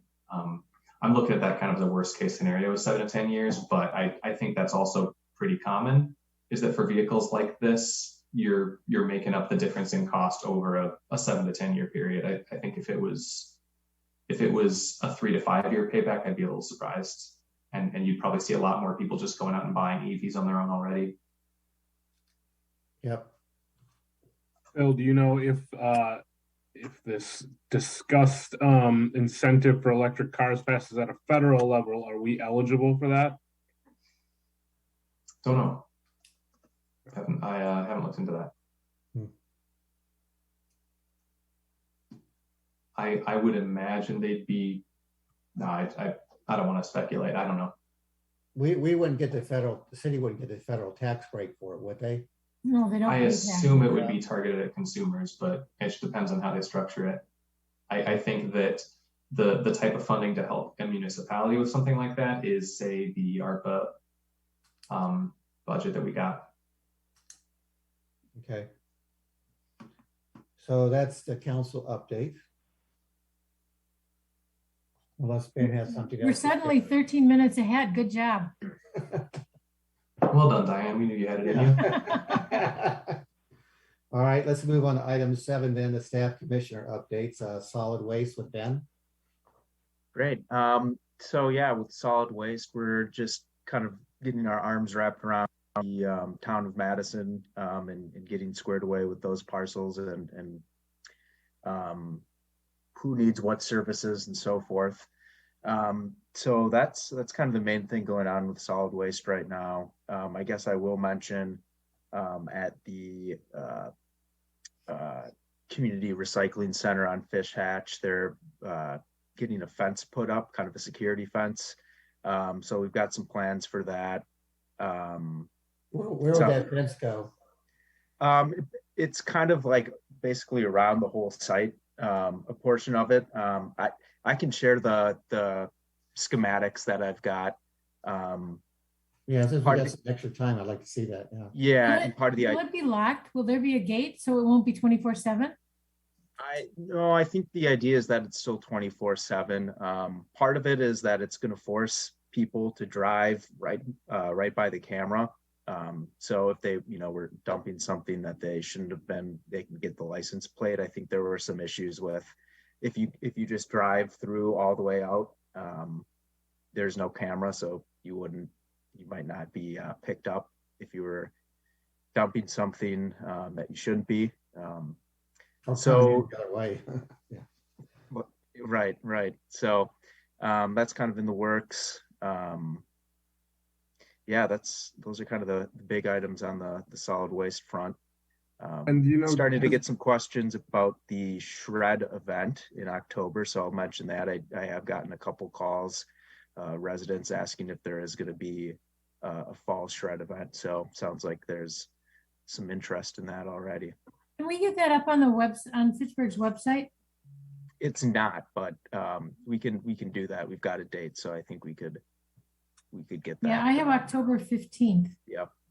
So if we could just put it up there so people know in advance, it's shred, e-cycle, and med drop. Yep. We'll work on that. We'll get that on the website. Great, thanks. And do you know if the pickup cadence on everything aside from cardboard has been assessed and revised recently? The last time I was there, I know we had a cardboard conversation like 6 months ago, and it's definitely gotten better. There's been less overflow when I've been there in that area, but then everything else was overflowing. Metal, styrofoam, I think one or two other opportunities. And so I know I called and kind of logged to say a lot of this needs to be picked up and emptied. Do you know, has there been any movement in that space? No. So, okay. I wasn't aware. So basically it sounds like they just need to be emptied more frequently. Unless there was some, freak June that had everybody coming out with that stuff. Yeah, I'm wondering if, I know styrofoam has always been one that obviously there's a lot of packaging that's coming with that, and the increased shipments. I think we've seen that in cardboard, and I think we're probably now seeing it come in styrofoam too. But just might be something that'd be worth somebody checking more often just to see if that is truly the trend, and if there's if we want to talk with those vendors about coming out a little bit more frequently to make sure that I took all my stuff back to bring it back next time, because obviously I don't want to, I want to make sure it gets recycled, but I don't want to deter residents from leveraging those things, to make sure that they're getting not sent to the landfill. We paid extra this year to have more frequent pickups of polystyrene and cardboard. So I think they should be coming 2 or 3 times a week to empty that. I don't know how often. I think it's Reynolds that's doing the metal. I don't know how they decide when to pick it up. I don't know if the city has to contact them or how they monitor that. Yeah, that'd be interesting. I mean, that polystyrene bin is enormous, and it was overflowing the last time I was there. And so if they're truly coming checking 2 to 3 times a week, somebody's not doing that. So maybe it's an accountability thing. Might be, if Diane is right on that frequency, or the fact that we're paying already, we might just have to hold them to their commitments. Check the cameras. Well, why don't you just check with Pelletieri and find out how often they're picking that up, and maybe keep an eye on it, see if it's actually. Yeah, and I'll talk to some of the workers down at the facility there, and they probably would have some more to say as far as, is it the cardboard, the polystyrene, which ones are seeming to get full faster than the other ones. So I'm sure we can get a little bit more information and figure out a course of action there. It sounds like, maybe just another couple. Speaking I do know the one other thing that I'll bring up again when we were discussing cardboard last time was like a closing stick for those big the cardboard bin lids. I see those open a lot, and rather than those getting rained on and stuff not being able to be recycled, giving somebody an opportunity to close that as, once they're done with it, or prop it open while they're using it. I haven't seen anything put in over there. And so I just wanted to bring that up again as an option to make it a little bit more, accessible, or for people to kind of close up after themselves. Sure. Ben, in the past, we've had our Pelletieri representative come about once a year and just discuss, we discuss our concerns, and they discuss what's going well and what things we can improve on. And we now have a new Pelletieri contact. The other fellow retired. So think I think that we should get that on the agenda. And maybe in one of the months coming up, if we've got a rather slow agenda, it usually takes about 20 minutes to a half an hour. It would be nice to get that. Yeah, I Yeah, think that's a good, I think that's a good I'll reach idea. out Yeah, and yeah, we can see what date that makes sense for. Good, Okay. thanks. yeah. All right, and anything on stormwater? Yeah, so we've got a couple contracts that are going to be going to council to be referred out on the 26th. So that's the Seminole Glen stormwater study, the Dunn's Marsh stormwater study, and then there is the TMDL Windslam update, as well as renewing our membership in the Green Tier Clear Waters Charter. So we've got those 4 items on the next council meeting. Outside of that, we've been again looking into getting our arms wrapped around the town of Madison information. So we've got their assets from the city of Madison, so all their stormwater infrastructure, doing some work with the utility as far as impervious areas and figuring out what those rates are going to be. And we're just about wrapped up with pond inspections for the year, as well as the illicit discharge inspections. So that's kind of been the big push since our last meeting. Ben, I'm not familiar with the clear water charters. What is that? Yeah, so I actually just learned about that very recently today. And that is a partnership or a charter of some communities in Dane County. I think the city of Madison is one of the members, maybe Stoughton, McFarland, a few others, as well as I think Hamburg and Meridian Homes. And it's basically a charter that, it's a group that meets, I think, monthly, kind of talk about erosion issues that people have been experiencing at their communities, solutions, things that have worked, haven't worked.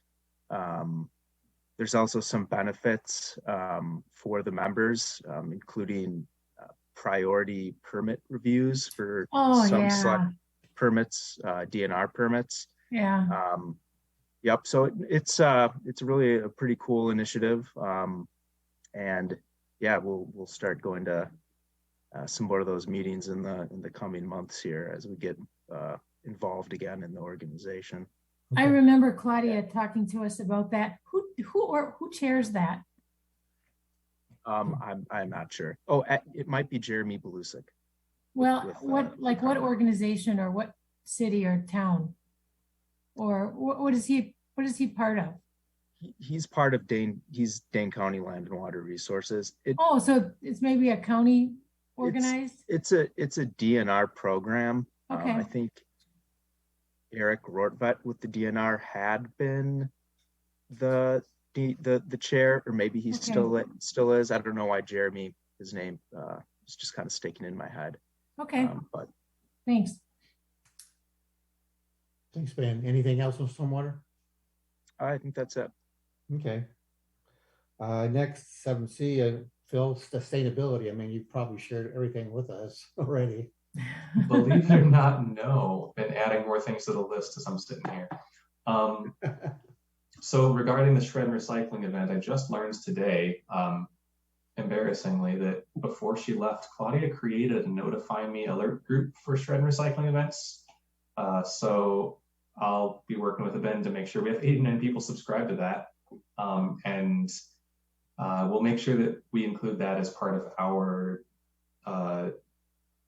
information sharing campaign to make sure that people are creating broader awareness about those upcoming shred recycling events. So that's another way that we can make sure people are informed, and that'll be, so that in addition to on the city's calendar and the website. I didn't realize she did that either. That's a great idea. Yeah, she created a Notify Me group last April. She sent out an alert that said, hey, our spring event is being delayed, check back in the fall. And then there was just never another note sent out. So yeah, we have 89 subscribers and we'll try to make it more, it'd be a great way to get more people informed. Regarding Maybe, Hmm? Phil, you could include a link when the date gets up about the next event. Maybe you could include a link to that Notify Me list. Yep. Yeah, that would be, yeah, yep. We'll have the two feed each other. The alerts get people into the Notify Me group and that alerts more people. The EVs, so just to add a little bit more detail there, we've got a 2009 and a 2011 GMC Sierra that are on their last leg. So those are what we're looking to replace with these Ford Lightning electric vehicles. Those are in place of the kind of baseline that we're comparing it to would be a brand new F-150. So when we're comparing fuel efficiency and purchase costs, that's the comparison. I think the big difference in why the Lightning takes a while to pay back is the F-150 is about a $29,000 sticker cost. So that's what we'd be paying through the state's purchase plan. The Lightning, I think right now is around 57, 58,000. So it's double the cost. And then there's also probably about $1,300 that we pay to get a charger installed. Just because if you can, there's an adapter that you can plug the Lightning directly into a 120 or a 240 volt outlet, but it's pretty slow charging. So if we want to be able to charge them over, let's say, an 8-hour period overnight, we want that faster charge. And so that's going to cost a little bit of additional funding. As Gabriella mentioned, these are very popular. We have put in a purchase request with the state and we really hope it gets honored. We got to replace those Sierras though. So if for some reason we're not far enough up in line and we can't get those Lightnings, that the inventory is not available, then we're going to look to get hybrid vehicles instead. Our first choice is not to go back down to the F-150s, is to get something else that is more fuel efficient. So just as that process moves along, we'll keep the RCC updated. As I mentioned, in June, the Fitchburg Library is hosting the Dane County Trash Lab. That's going to be tomorrow from 2 to 3. So I'll be setting up a table there, and it's mostly an event for kind of school kids, but there are going to be some adults, some parents, teachers with those kids as well. So the table is going to be a mix of information on kind of plastic bags and reusable bags, kind of cutting down on single-use bags. But then also I'm going to have some information to just get people aware of Fitchburg's trash and recycling efforts. So have a series of QR codes that they can pull up their phone and link to the city's general refuse and recycling page, the downloadable Fitchburg recycling guide, information on the cardboard polystyrene drop-off site, the shred and recycling events, and then also an opportunity for them to sign up for the Green e-newsletter and the shred and recycling Notify Me groups. So I'll be doing that tomorrow and can tell you all about it at the August meeting. Hey, Phil. Yep. I just had a quick question. How did the EV car event go at the library? I wasn't able to attend it. I didn't make it either. Diane, did you? No. You mentioned. Oh, okay. I haven't asked about it. I assume great, but I could reach out to Dave Benferato and ask him, or Wendy. Curious. Yeah. Yeah, I don't know. I don't remember why I couldn't make it, but yeah, I wasn't there. The Dane County Office of Energy and Climate Change has opened up their applications again for this year's round of Climate Champion Awards. You may recall 2 years ago, Claudia and I submitted some applications for that. City of Fitchburg got a 3-star award for water usage, which is the highest level that you could get is 3 stars. So we got a plaque for that. And then we also had a couple buildings that were 1-star buildings. I think it was the West Fire Station and City Hall, and then East Fire Station was like honorable mention, rising star, something like that. So I don't know with planning for leave and trying to get some of these other things done, the energy report, the sustainability plan RFP, I don't know if I'll have time to apply. I really would like to apply to get some more Climate Champion Awards. I think that there's some other things the city's doing that the recognition would be great, but the awards aren't at the top of my list right now. So I'll see if I'm able to submit applications, and if so, again, you'll hear about it in August, because those applications I think are due August 1st. Two more things. You've heard a little bit, I think, at past meetings about B-Cycle. So Fitchburg, we've been working with B-Cycle with the Fitchburg Chamber, and we got a grant through the WisDOT's Transportation Alternatives Program that we're going to be expanding Madison's B-Cycle program into Fitchburg. And we're looking at August right now as the time that we're going to get docks and bikes out for our first set of stations, like 6 to 8 phase 1, we're calling it, stations around the city. And then the DOT, the Transportation Alternatives Program grant, will help fund phase 2 implementation. That's going to make this much broader around the city, and really trying to make it accessible to as many people as possible. But I would imagine, well, no, I know for a fact B-Cycle is going to want to do a grand opening. So once we get some bikes out there, look for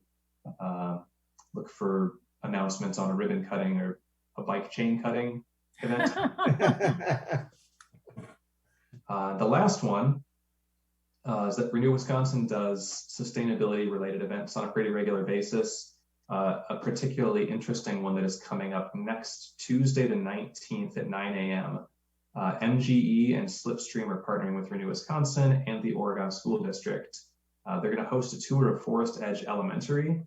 So Forest Edge, if you're not familiar, is the first net zero school in the entire state of Wisconsin. It is one of the largest net zero certified schools in the country.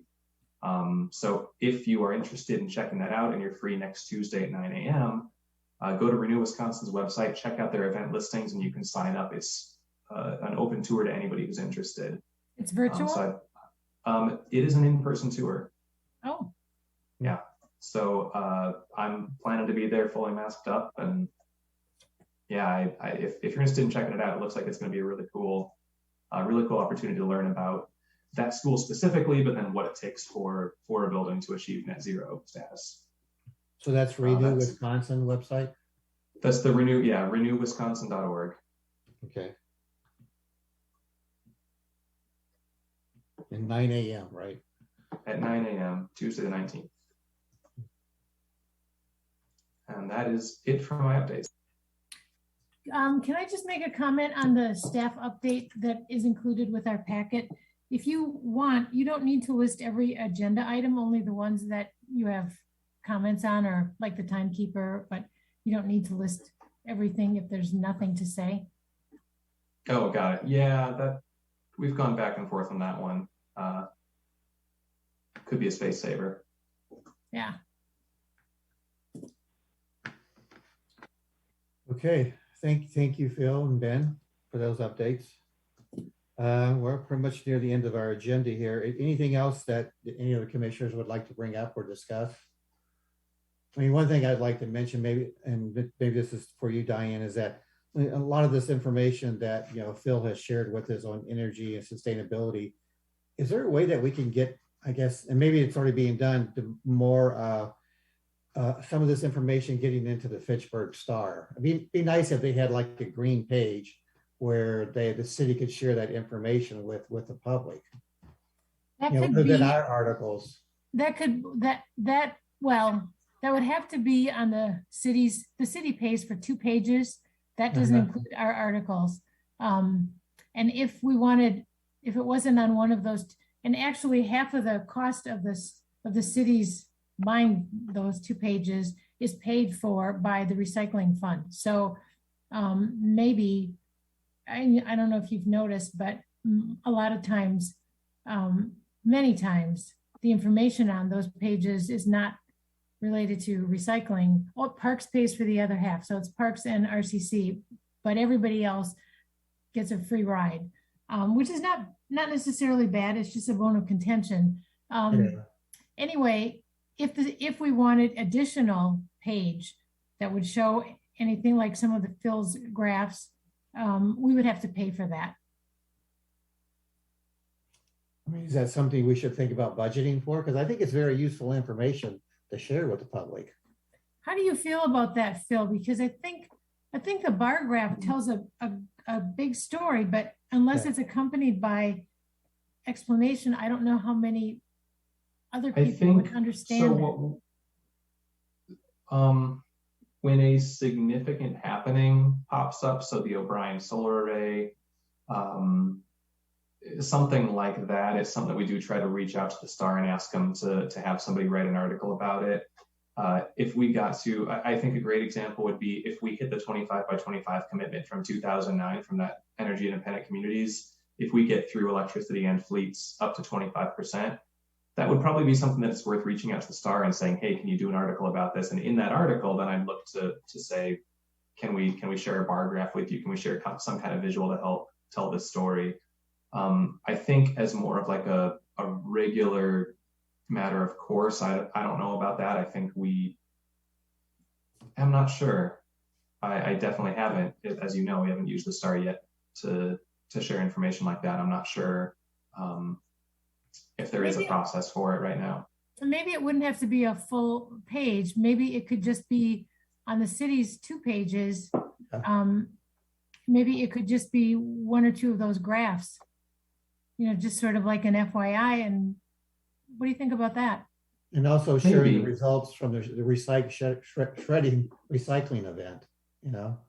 People always ask me, the people, at least my neighbors, well, how did it go? And how many pounds did you shred in terms of papers and things like that. So yeah, that's a good idea. I think we definitely should include that on the city's page.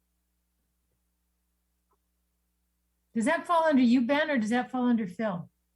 That'd probably be me, but I like that. I mean, those are fun stats, and you could have, this many pounds of paper is this many trees and all that kind of stuff. Yeah. So I think, yeah, I definitely would like to have that information be shared.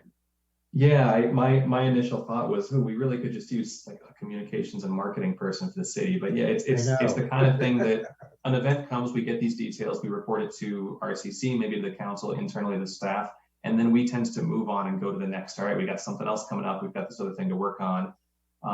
It probably is something, we couldn't do this with everything, but certainly with some events, we could take the 20, 30 minutes to put into creating some kind of a blast to share. This would be something that could go out to Green E-News subscribers. Hey, we just had this event and here's how it went. The city page, there are some months where those 2 pages where the city's pages are completely booked, and I don't think we could fit something in there along these lines. But there also have been months where they're looking for more information. And when that happens, we could, certainly look at whether there's anything that we want to report to use that space. Another thing that I think it would be helpful to promote after the fact is when we do the waterway cleanups, and that could be sometimes we have an article, we're lucky enough to get an article in the Star with maybe even a picture, but I do think it would be helpful to just keep people aware of the quantity. If we could just keep track of the number of bags that we collect of trash and some of the odd things that we've collected, and submit an article about.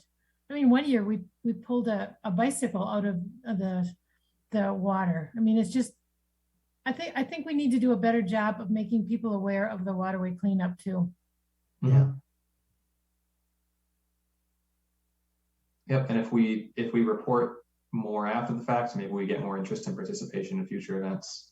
Well, and also maybe they'll just be more aware of cleaning up themselves. Also that would be that would be goal A. Yeah. Yeah. Good. Well, I'll have one thing to report. Sorry, I'm in the dark here. The goats have left the dog park. So if you didn't get to see them chomping away, they're now on the off the Cannonball bike path, just over in the Arbor Hills area, and they'll be there probably the rest of the summer because they have quite of a big area to chomp away at. So. Do they spend the nights there, or is it just sun up to sundown? No, they're there. There. They're there until they move on to somewhere else. Yep. You can't always see them because it's a big area now, and sometimes they're up on the hill, but you can often hear them.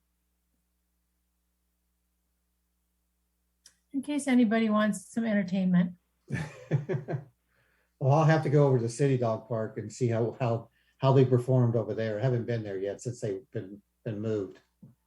They don't like the stalks of wild parsnip, but they like the flowers and the leaves. So you'll still see a lot of stalks there. Getting the flowers is goal A. Yeah, yeah. That's good. All right, anything else? I think we're almost on time, 8:45. It's 8:41 right now, so good job. Ended early again. Yes. Good job, Diane. Thank Yeah. you. Thank you, everyone, And for Ron. joining. Thank you, everyone, for joining today's meeting, and we'll see you next month. Have a good evening, everyone. Night. Thanks. Thanks, everybody. Bye. Yeah.